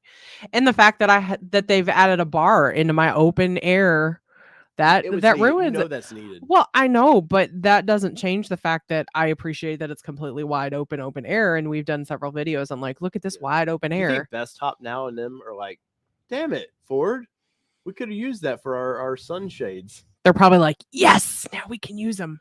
Yeah. What do you want to bet that would bolt into ours too? Probably. For me, it's like a 6. Our Badlands ranks up higher for me. Yeah. Yeah. I would give it a 7.5. Yeah. I think the engine potential is going to be a lot of fun for this thing. I think on the street is probably going to be fairly quick. The towing is actually better on this than ours. It's 1,000 pounds more than what ours is rated at. Same transmission. No, it is. They did Ford in their Bronco Nation thing. They did say, hey, we've changed the knuckles. It's a better CVs in this. They did beef up a lot of the parts about it. So there's value for what you are getting. I sound like negative Dave here about, it's just not worth it. There's value in what you're getting, but for me, there's not enough value. I would go Wrangler 392 over this. Yeah, and I think that's why it ranks so low for me at 68.5 per. So here's what's interesting. Didn't they say 69 something on Bronco Nation tonight? And yet I want to show this email. We're not showing your email, Mobomoto, but I mean, we're showing the email, but we're not showing your email address or anything like that. So no worries. So thanks for sending that. So starting at 68.5. So this is the email. So don't scroll anywhere. You got to leave it there. Yeah. So 68.5 is what the email says. Yet Bronco Nation tonight had Esteban on there, and they said 69 something. Well, all the stuff I've watched from like Doug DeMiro and all them today said 69. So I think this is the base of the base of the base of this probably. But still, and like somebody mentioned, I didn't remember who said it, but I think it was Will Likers said you're paying $69,000 and starting at a mid package. Well, so the base of this gets the 12-inch screen. Okay. You're getting things. Yes, I mean, I guess in Raptor sense, yes, you're kind of getting, but honestly, as shown, 74,390. Oh yeah, including destination and delivery. Yes, and I bet money there's a slightly higher tier of that. Removal of doors is for off-road use only. Of course they are. Yeah, because each state has their own rules for it.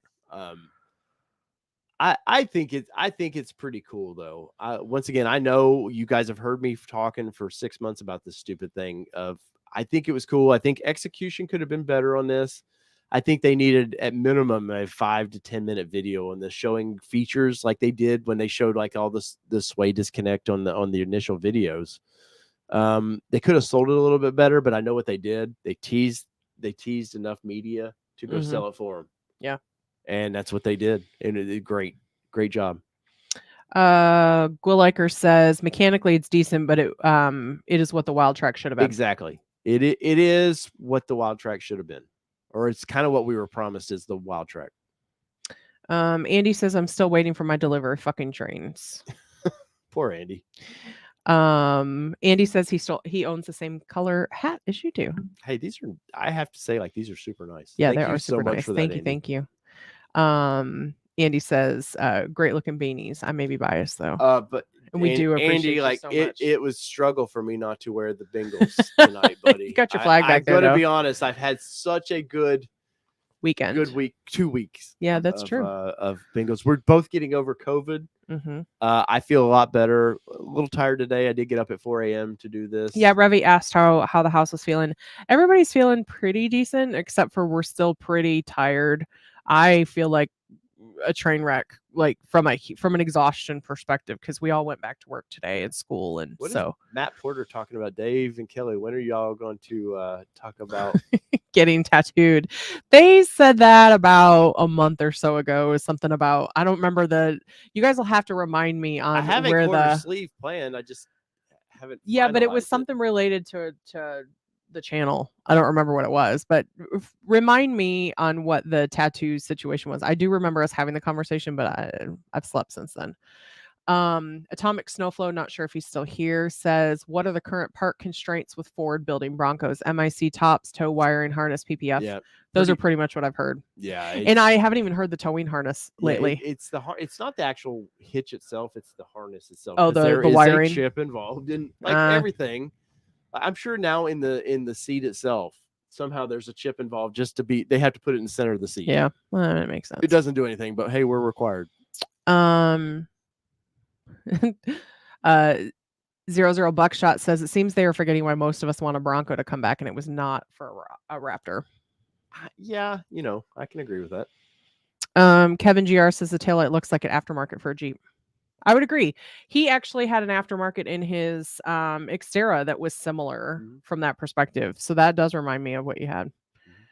The carbon fiber will be an extra if it won't be on a 69,000 one. If says Kevin. This caption is right, yeah, it's basically 75,000. And Devin Heritage says, what's more disappointing, Raptor or Roush Bronco package? Ooh. I think Roush is more disappointing to me. It's because Roush is just a bunch of bolt-on things that I've heard from Roush about, like, hey, we are not able to get one of these to really build how we want to, because Roush wants to build them themselves and then sell them to dealers. So this is the best they can do, and there's all the constraints. Honestly, hey, Dr. Simple Beauty's in here. Hey, girl, she was in here. I think she was Cactus. I've been waiting for that video to drop on what happened to your Bronco. with my sticker on it. Wow. Sean says, I ordered a tow harness today from Ford for my base Sasquatch, and it's expected to deliver on Thursday. Isn't that funny? But the dealership can't get it. Where they can't build them with them. Oh, so YouTube Car Spotter's Guide says it was a Sasquatch tat. ATN logo. And then Mark Cena says an ATN logo on the neck. Yeah, I want it right here, man. Just right there. Yeah, that helps for No. And then Andy says, I want to see a Niners Bengals. Andy, that would make my day because I remember as a kid in 81, our first Super Bowl, and me and my dad, we were going to Sunday night church, and we were in a Ford Pinto. I kid you not. And we were listening to the game leading up to that. And I remember coming back out of church, and I'll be honest, at the time, no, we probably just moved from where I lived in a place that didn't have electricity. He did. Believe it or not. And it was around that same time, but I believe we were at my parents' current house now. But no, that would be great because we don't have Joe Montana for the 49ers, and Jimmy G doesn't bother me as much as and my bingo, honestly, man, you know, I've always told you guys I'm a very underdog guy. And I mean, I didn't pick the Bengals to be underdog. I just happened to, that's my kind of home state team for me. And 30 some years since we've actually went this far. Go to live on here if you can. I'm pretty happy. Sure. Because I want to see the poll. That's it. Oh, you're wanting actual. Yeah, I want the chat so we can see the poll. Whoa. I gotta mute that. There we go. Yeah. Sorry guys. We're working some kinks out from the new software and how the polls and stuff work. Yes. Hopefully you guys have seen a difference in the streams though. I've been told by some people that the quality seems a lot better, the video quality.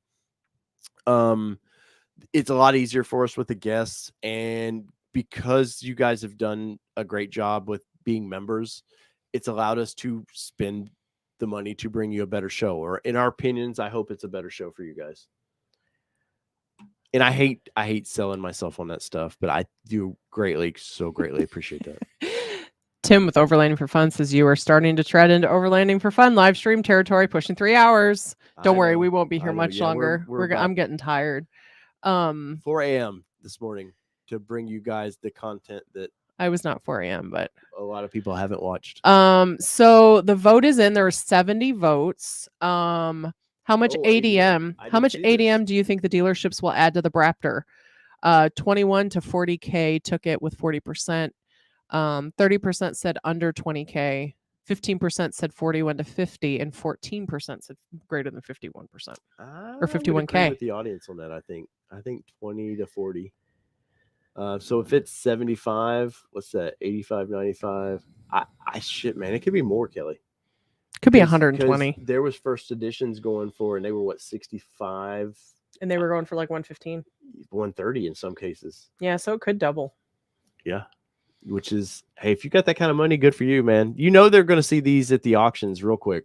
Yeah. YouTube Car Spotters, I love you guys. We love you guys, man. Like I'm always looking forward to Mondays, and we've done other live streams. And what's funny is this is the only thing great about Mondays.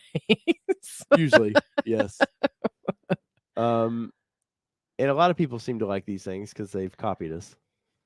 Put those stickers in the store so Dave won't kill me. I'm not going to kill you, girl. Hey, it went on to another family, and my sticker's on there for a few minutes. And Revy, we're still working on the black one for you. Yes, I will get we'll take care of you on it.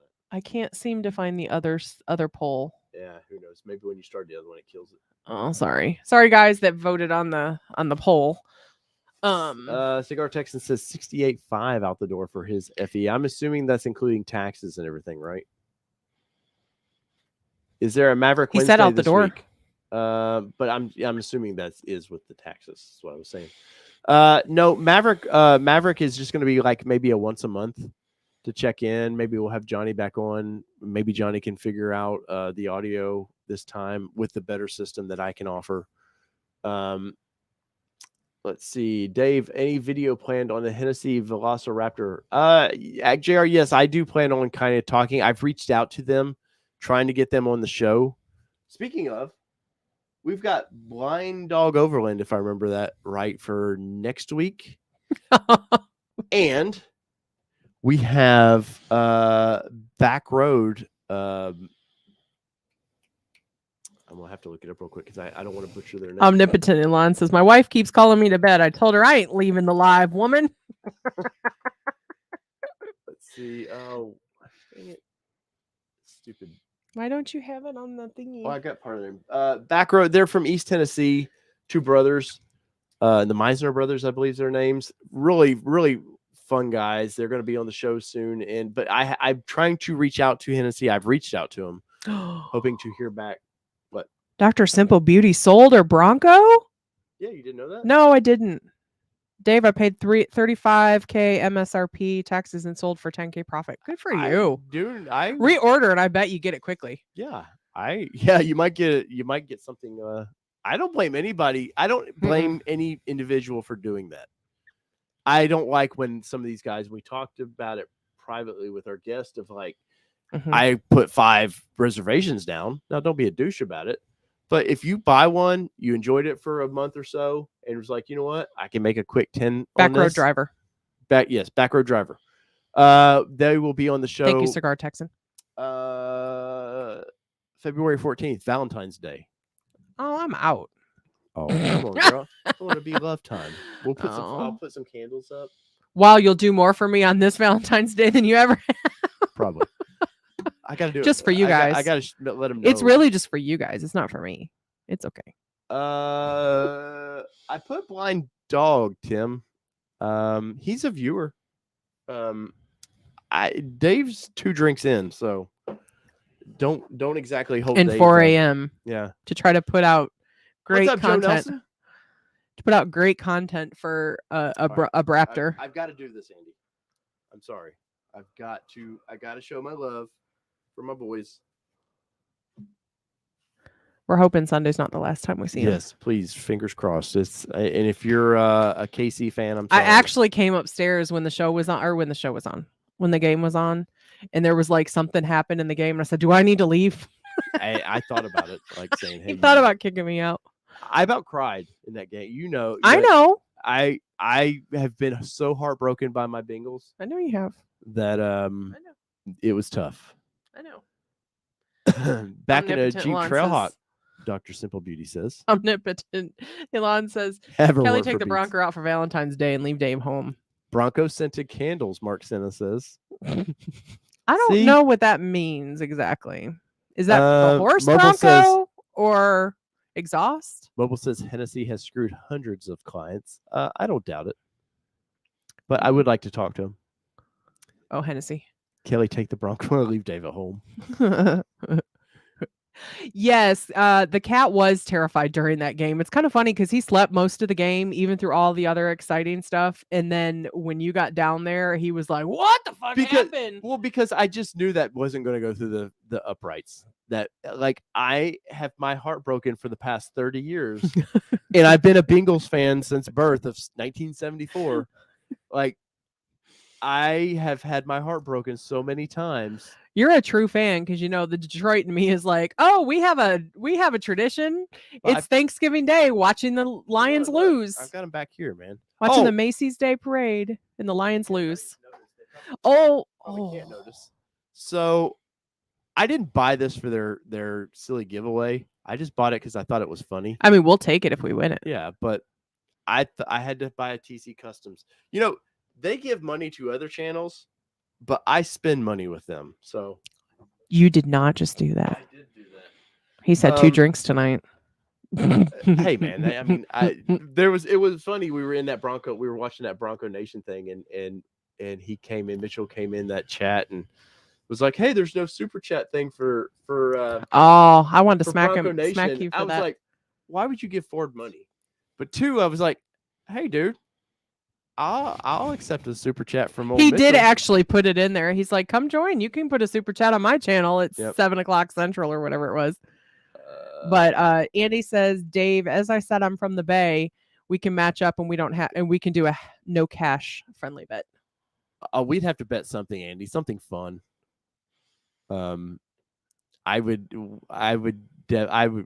know what we would do. It'd be something fun though. Sean says lot 991.1 at Barrett Jackson Friday is a Velocity Blue 2-door FE. Expectations are high. I'm curious to see what that one goes for, because I actually am curious to see what the a friend of yes, it is a great color. A friend of ours from our wheeling days was actually at Barrett Jackson this week, and she was actually posting quite a few pictures of even, I don't know if it was first gen Broncos and things, but they were gorgeous, and I'm curious to know what those are going to go for. Yeah, I kind of feel like though that, I don't know, I think in 6 months or so, like the first edition craze on some of that stuff is over. I don't know. Maybe. I mean, it may not be. I could be completely wrong on that, and the first editions wouldn't be always, the first time. Always fun. Hey, I'm willing to. I let you guys know. This is me speculating. I have no facts on that, but I just feel like at some point the craze for first edition's over. We've got Raptor. Raptor's totally going to steal first edition's thunder. It's totally going to do that, and you're going to see him. Say that again. I'm sorry, I was only half paying attention to you. Raptor's going to steal the first edition's thunder probably at some point. The guys that are buying these as investments, they're going to go, "Oh, I need that one now. I don't need this one." They're going to sell that first edition.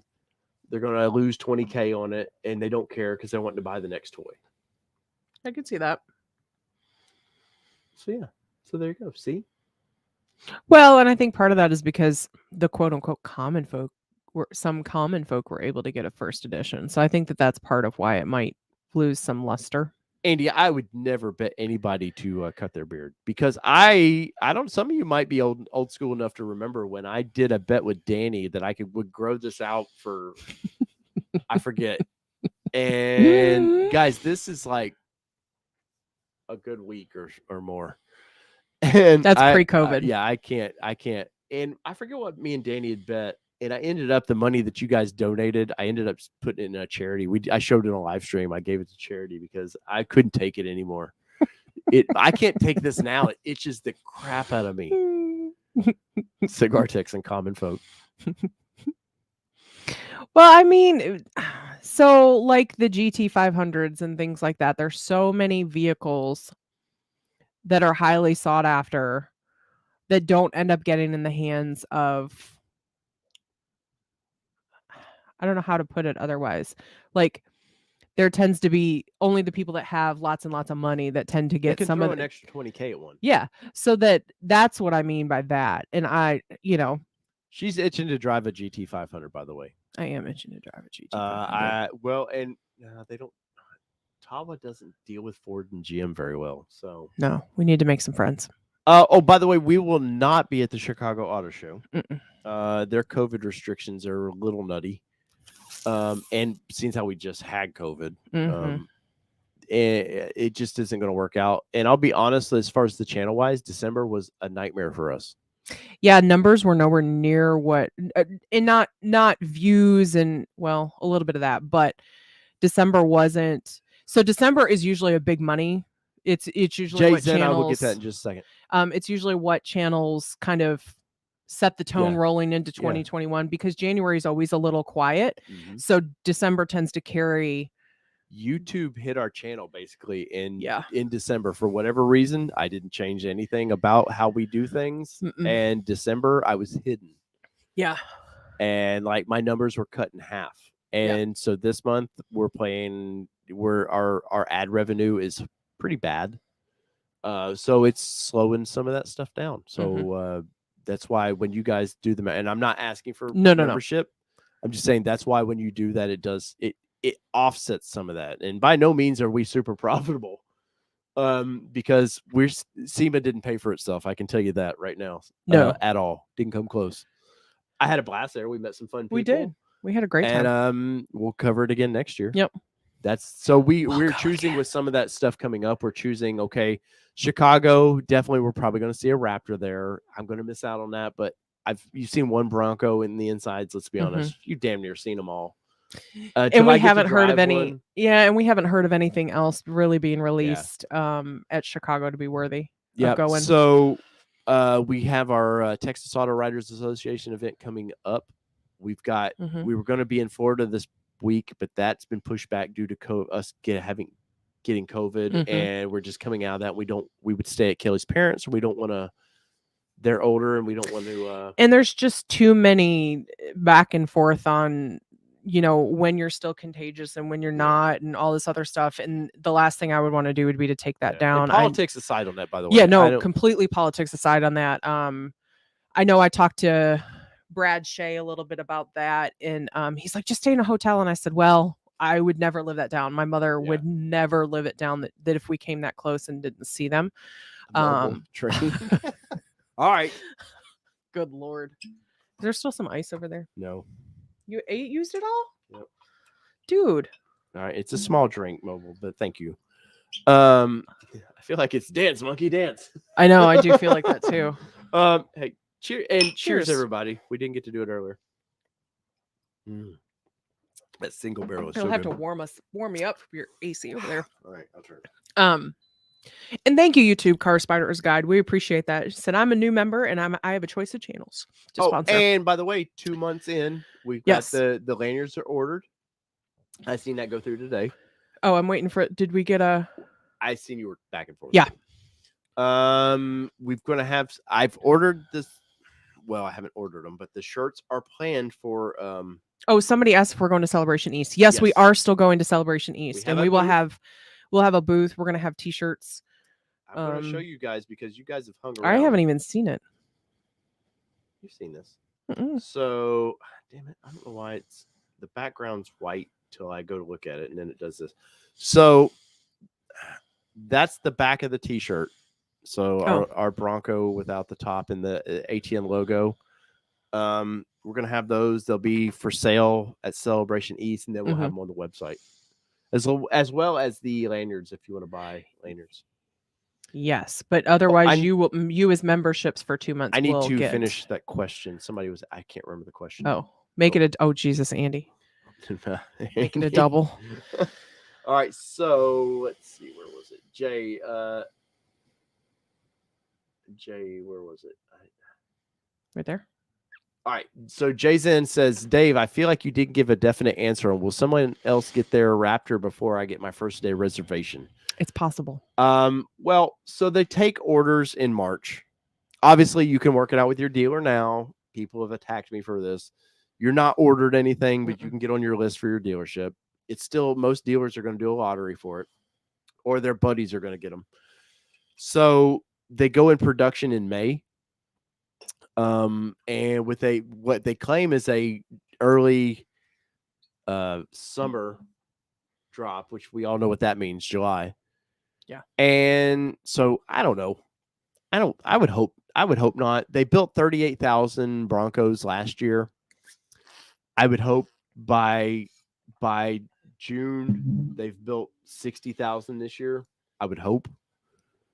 So I think you're about to see a bunch of people start getting VINs and really, really pumping. So I'm going to be the optimist, which I'm generally never, and say you will get your Bronco before people get their Raptors. You're definitely going to see Raptor reviews. Doug DeMuro and all these guys are definitely you're going to see driving reviews. When you guys subscribe to the channel, it just helps my influence within Ford. I got to hit 10K. There's no doubt about it. GM's told me, hey, your numbers are too low right now. Nissan and some of the other brands are wanting to play ball. I'm supposed to next month get a Frontier to review for a week. And hopefully that opens some doors. Joe Nelson, thank you so much for that 2112. I love the weird super chats. Send me some luck. 3 weeks to estimated delivery date. That's nice. awesome. Dude, this is the longest 3 weeks of your life. Yes. You thought waiting to get a build was hard. There's Ford will say, oh, it's going to be delivered here. Then they're going to change it on it. I guarantee you. Then they're going to change it again. And then it ends up showing up for the first date. And the weirdest thing for you is going to be when you're like, oh, I don't need to check my email today. Because you've got it in your you've got it in your driveway, or you walk out in your driveway and you go, damn, that's gorgeous. Flo, what's up, buddy? 49ers Bengals would be freaking amazing. He's been there, or he's been here a while. Oh, has he? He was up. Yep, he was up when we were chatting with Kyle, unless he left and came back. So, I also have to say, as soon as the weather chills out, we're by end of February, it gets somewhat decent again here. I'm camping out in the Bronco. I'm live streaming the whole thing. You'll probably see me in a seat just. You missed it. You missed the chat earlier. Oh, yeah, because Revy said she really wants to sleep in hers now and just have a massive sleepover. I think we should an ATN sleepover. We should do something for charity like that. That would be definitely cool. Fun. Be cool. But let's see. Any you got this elbow cough. Rush 2112. Hell yeah. Let's see. You already got that one. Yep, we got that one. Andy gave you super chat and said you made her make it a double. Damn it, Andy. I poured mine already. I like how you were totally just going to skate right by that. Dave's going to be sleeping well tonight. Cheers. No lime to back that up. For me. No lime to back that one up. Back it up on the floor, girl. You got this. All right, final call for questions. Matt Porter says, I'm so down with a Bronco sleepover. See, there you go, man. I'm definitely. And Matt is Matt Tattoo Matt or Matt something on Instagram. He said that. And honestly, like the way I'm streaming now lends itself a lot easier for me to do this as well. Yes. The way I used to be able to stream, I could you wouldn't have to see my whole damn window when I wanted to share stuff. But I think ultimately the ease of how we're doing it is worth it. Andy says, my issue is I work away from home, but I took time off for delivery to lose money if I'm not hauling. That stinks. Yeah, dude, that's a tough one for your industry, man. If y'all don't know, Andy is a truck driver and deserves much respect from us because you guys are working your that industry doesn't get enough love anyways. You know, a lot of times we pull out in front of them and we think it's their fault. And it just as drivers, we act stupid in front of truck drivers. And I have been honked at when I gave way more room than everybody else gives getting in front of somebody. And I was like, I gave you plenty. Maybe you have some brake issues. I don't know. Tattoo Matt on Insta. Matt. There it is. Matt, we have Tattoo to. Matt 71. Matt, you're the one I've been talking to from Kentucky, right? We were going to hang out with. I want Matt to give me a tat, man. He's going to put an ATN on you. What's up, Bill Potter? When we go see some wheeling videos from the channel. When the weather gets nice. Bill, it's just been nasty here, man. And it's really freaking cold. Where I want to take it at Windrock is only a couple 100 miles away, which isn't too bad. But I've been my daily job right now is 6 days a week. Basically, I'm so slammed right now. It's been super hard. Matt, you do great work, by the way. And Kelly, I know Kelly, there's something she wants. I do actually want a tattoo. And I think it would be fun if it would be my first tattoo, though. I think it would be fun that one of our viewers that would be cool. And I've seen his artwork, by the way. It's not like some prison tattoo. I mean, I'm sure Matt could. I want something super delicate. We'll talk, but I want something super delicate. Well, Matt got sick. He was supposed to come. He was going to be in Murfreesboro. Oh no. But Bill, yes, definitely. Hey, Bill, we'll be in Moab in June. Me and Luke will be with our Broncos. But we plan on wheeling way before that. Yes. We did plan on we were originally planning on being at Old Florida next week. Keep them drinking. Lord. No, I can't call in. I just spent a week in quarantine. Yeah. We were planning on doing Old Florida next week, but then we had to do our bumper when we're down there, and then COVID happened. So we're not going to get to do that either. So to his point, hopefully by February, you'll have some wheeling videos. Bill, so I actually looked up the weather in Moab. So Bill's in Colorado. Yeah. So from what I saw, Bill's old school Nissan guy. Oh, I thought I recognized the name. Bill's got a killer hard body, man. I thought I recognized the name. I've looked up and it could be pretty hot, but when we're literally going what are we going? Including the 13th or something? Yeah, somewhere. It's sadly, dude, it's the only time I can get there between car shows.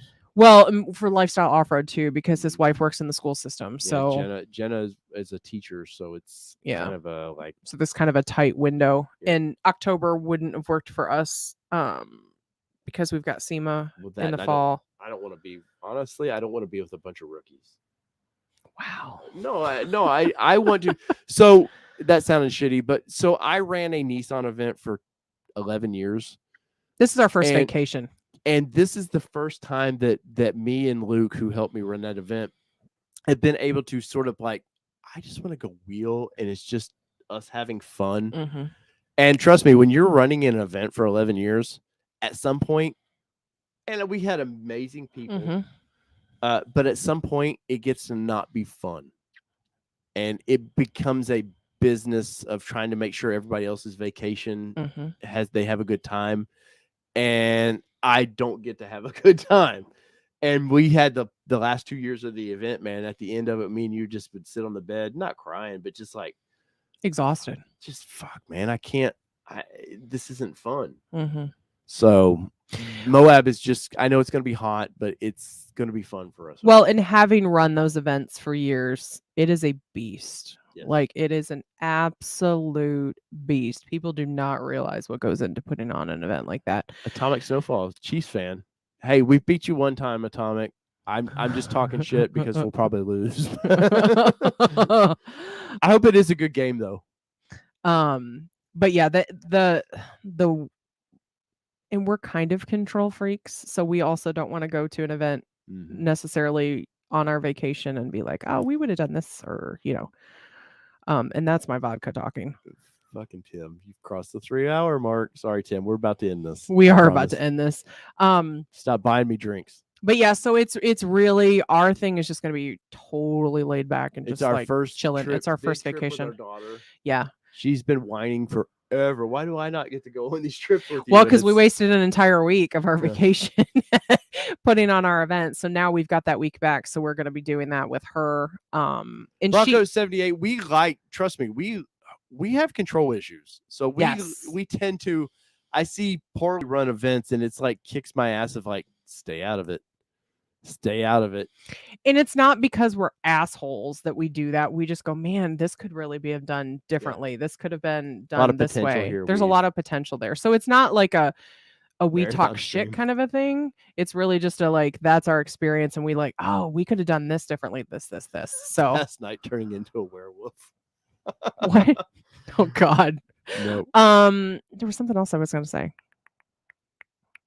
Dr. Simple Beauty says, "How dare you, Dave, for wheeling with rookies?" I know. No, I honestly, that's always been his favorite. I like taking rookies out. I love the switch that flips.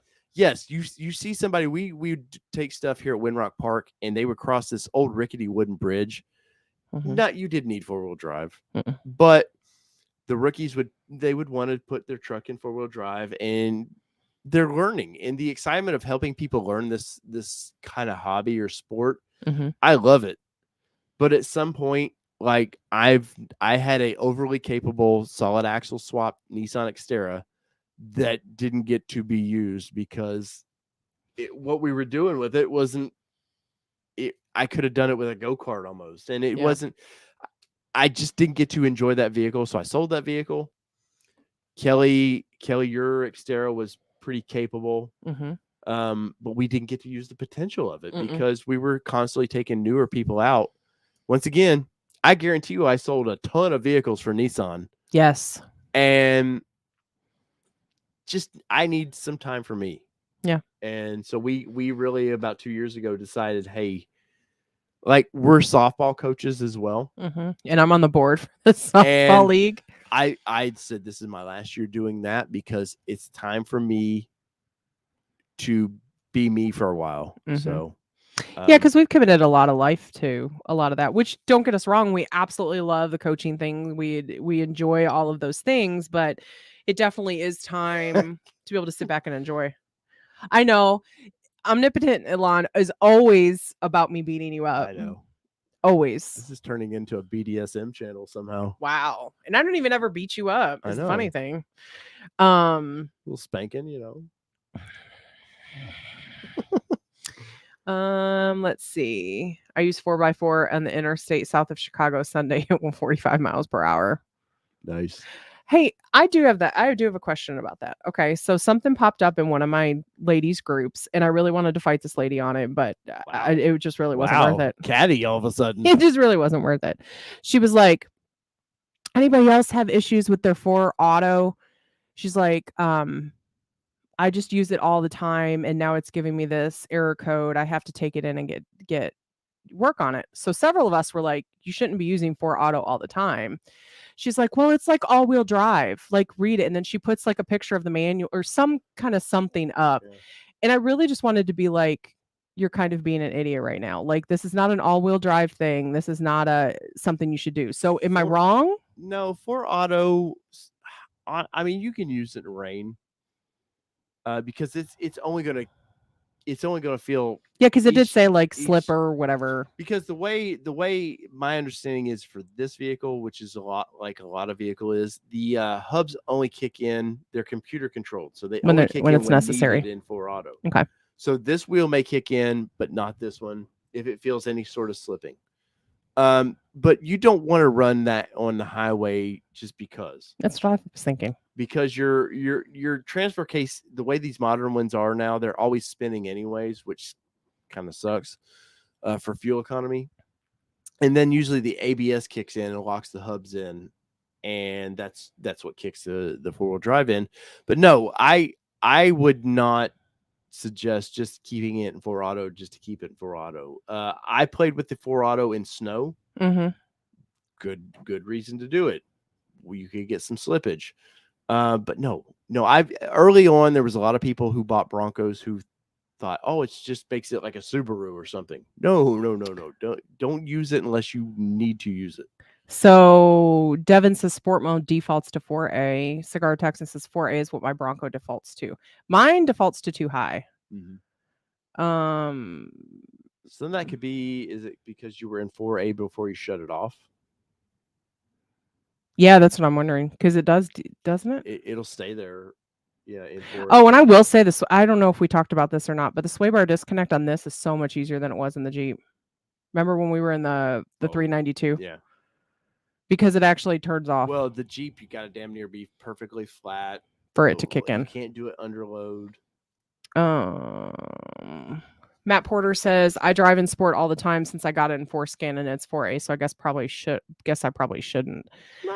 Sport, that's different. Sport's different, I think, than just straight up 4A, because she was just like, I'm in 4A all the time because I want all-wheel drive all the time. That's not how it works. And I was like, but I didn't know enough about it to have the conversation. But a lot of us were like, we didn't say you're dumb because we're nicer in that group than some of the other groups. But you should be. You're learning. I mean, not you necessarily. No, I know. But so I was like, but we were kind of like, no, you don't want to be doing that. And then she was like, well, it says right here. So, but anyway, consult your PDF in your owner's manual in the Bronco. I think that's what she shared, and it was just like 4A be used when potential to have slippage or something. That Bronco Wild Outdoors. Dwayne likes chewing into that stuff. Oh yeah. That would be a good conversation Dwayne, for him to have. Make it this far into this video, if you watch this, our people want to know. Bill Potter says, doesn't the transfer case have a differential in it like the old school Quadratec or Quadratec? That's a good question, Bill. I do not know the answer to that. I know like the Gen 2 Xterra stuff was all ABS based, which is why it would go into limp mode and weird things if the actuator didn't kick in right. Cigar Texan says, by the way, does anyone else notice the steering wheel does not lock when turned off, or is that my defect only? I'll have to try that. I haven't noticed, but that doesn't mean it's not there. Yeah. JR, how do you feel about the Bronco Raptor gauges? I think they're freaking amazing. I think that 12-inch screen that they're putting in there is how the Bronco should have came. Mm-hmm. Now, granted, you know why it didn't come that way now. Because they had it planned for the Bronco or the Raptor. But I don't use the tack at all in the Bronco. I only use the digital readout. I don't barely even know that there is the tack over there. I don't use it. So I use the digital. I don't know. Omnipotent Elon says, is Baja on the Badlands too? I think we have Baja and we don't have Sport. I don't remember. We've not really dug in. We need honest, to. There he goes. There's Dwayne. There's Bronco Wild Outdoors. Hey, Dwayne. Hey, there's a recommendation. That is all about you, sir. Because you love, like, Dwayne, go over to his channel. He's got some amazing 2.3 video where he breaks that engine down in the 2.7, man. Like, Dwayne is all about that. flat toeing. Where was it? How am I supposed to flat toe when the vehicle won't lock? Or the I wheel don't know won't on lock. that one, man. I haven't honestly. I haven't paid it like you were saying. I haven't paid. Yeah, I'll have to play with it. I'll try to play with it in the morning. You should. And as far as like all the silly modes, I'm so old school with like off-roading. I just want to engage the locker when I want it in. I'll play with those when we get to really take this thing off-road. Yeah. And I bet they're cool. I bet just turning that dial is fun to be able to go, oh, well, now you put it in rock crawl and both lockers are in. But I just haven't had a need for it yet. Here's one thing I wished it did. And I know that it's because we've got this digital platform on it. I wish if you put it in eco, it stayed in eco, because remember we were trying to test it out in eco, and you turn it off and it's not in eco again. So you have to remember to put it back in eco, because we were going to test a fill up on it to see what the gas did, but we have to be cognizant about it. It kept knocking out and I didn't pay attention. Yeah, you didn't pay attention one time, and I had been really good about putting in eco. And Bronco Wild Out, Dwayne, of course, sir, man, you are a made man in my jungle. And Dwayne, I'm totally jealous. If you guys don't know, Bronco Wild Outdoor now has 2 Broncos, a hard top and a soft top. So get ready for a bunch of cool content, I imagine, on both of those. Thanks, Tim. I was working on that one as we spoke. So thank you for taking care of that one. Dave, you really think today's email was a no-no on Ford's part? Do I think it was a no-no? Jason says. No. Ford had said early on that the Bronco Raptor was going to get its own reservation system. And I think it smartly enough, they knew that if they did its own reservation system, there was going to be all these people who were pissed off. I've been waiting 600 days and not a sniff of a Bronco. And now all of a sudden Bronco Raptor's out there. I think that's a smart way to do it. I just think the dealers are going to get involved and they're going to F it up. And, Ford, once again, they're going to get Ford does what they should. They're going to get the black eye of it. And it's not their fault. In a perfect world, here's what should happen. In a perfect world, they sent out all those emails to the people that didn't have orders in or didn't have vehicles yet. And they go, okay, this was reservation 102. 102, you get a Ford Bronco, or you get the words, I can't find them.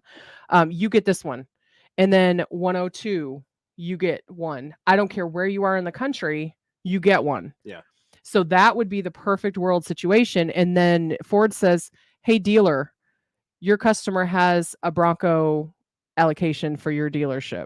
Like that's how it should operate. That's how it should have worked in the beginning. But I get where the dealer allocations came into play because they wanted to spread the vehicles out across the country. I get that. But now's not the time for that. You had to. And Raptor's going to be that way. Trust me. East Coast gets one, West Coast gets one. They're going to balance that out of some sort. Yeah. Let's see. Tim, thank you for being in here, buddy. We're about to pop smoke ourselves there, buddy. Let's see. Words are hard. Cigar Texan, they are hard. They are and hard. I'm totally jealous we haven't got to meet you yet. I know, man. Others have. But he took ownership of his truck in an alternation. Yes, sir. Shirt. I say thank you. If I had a hat to tip to you, thank you for wearing the All Terrain Nation. And Jorge, I like that people have tagged him a couple times in Instagram, like, hey, you need to be on the show, but he hasn't responded. He's a busy man, though. I get it. He's actually a dealer, so he's a busy man. But I want Jorge on the show a lot. He was my number one. I know we've had Mitchell and some of those on the show, but Jorge was my guy that I went to when I wasn't certain of how they were handling Broncos. I didn't go to the other channels. I went to his channel. He educated himself on that. Bobomoto, and you get a Bronco, and you get a Bronco in his best Oprah voice. Yes. All right, guys. Cigar Texan says Jorge said he would reach out. Oh, I hope so, man. I really, I think he'd be great to pick his brain. Yeah, I think he's an interesting guy, man. If we did not get to your questions, hit us up. Yeah. Let us know. Yeah. We tried to. get as many as we could. We did, and but we appreciate you guys and all the super chats tonight. The memberships, we do have those lanyards coming, so they will come. Yep. If you've been with us, for 2 months, and I know Honest said he had some issues that he had to leave membership and come back, so that does count because I know if something like that happens and you guys leave and I don't see you for that month or whatever, let me know because we're still figuring out how that tracking works with that. If you do happen to have to leave the membership for some reason, right? You know who we didn't see here tonight, or I don't remember seeing. Who didn't we see? Who is Cigar Texan? Lives next to Cigar Texan. I'm too tired for that question right now. I can't remember his name either. That's why you wanted it on me. Oh, thank you, Dr. Simple Beauty, and we'll definitely get that. I've definitely got some new stickers on order. So yes, we do.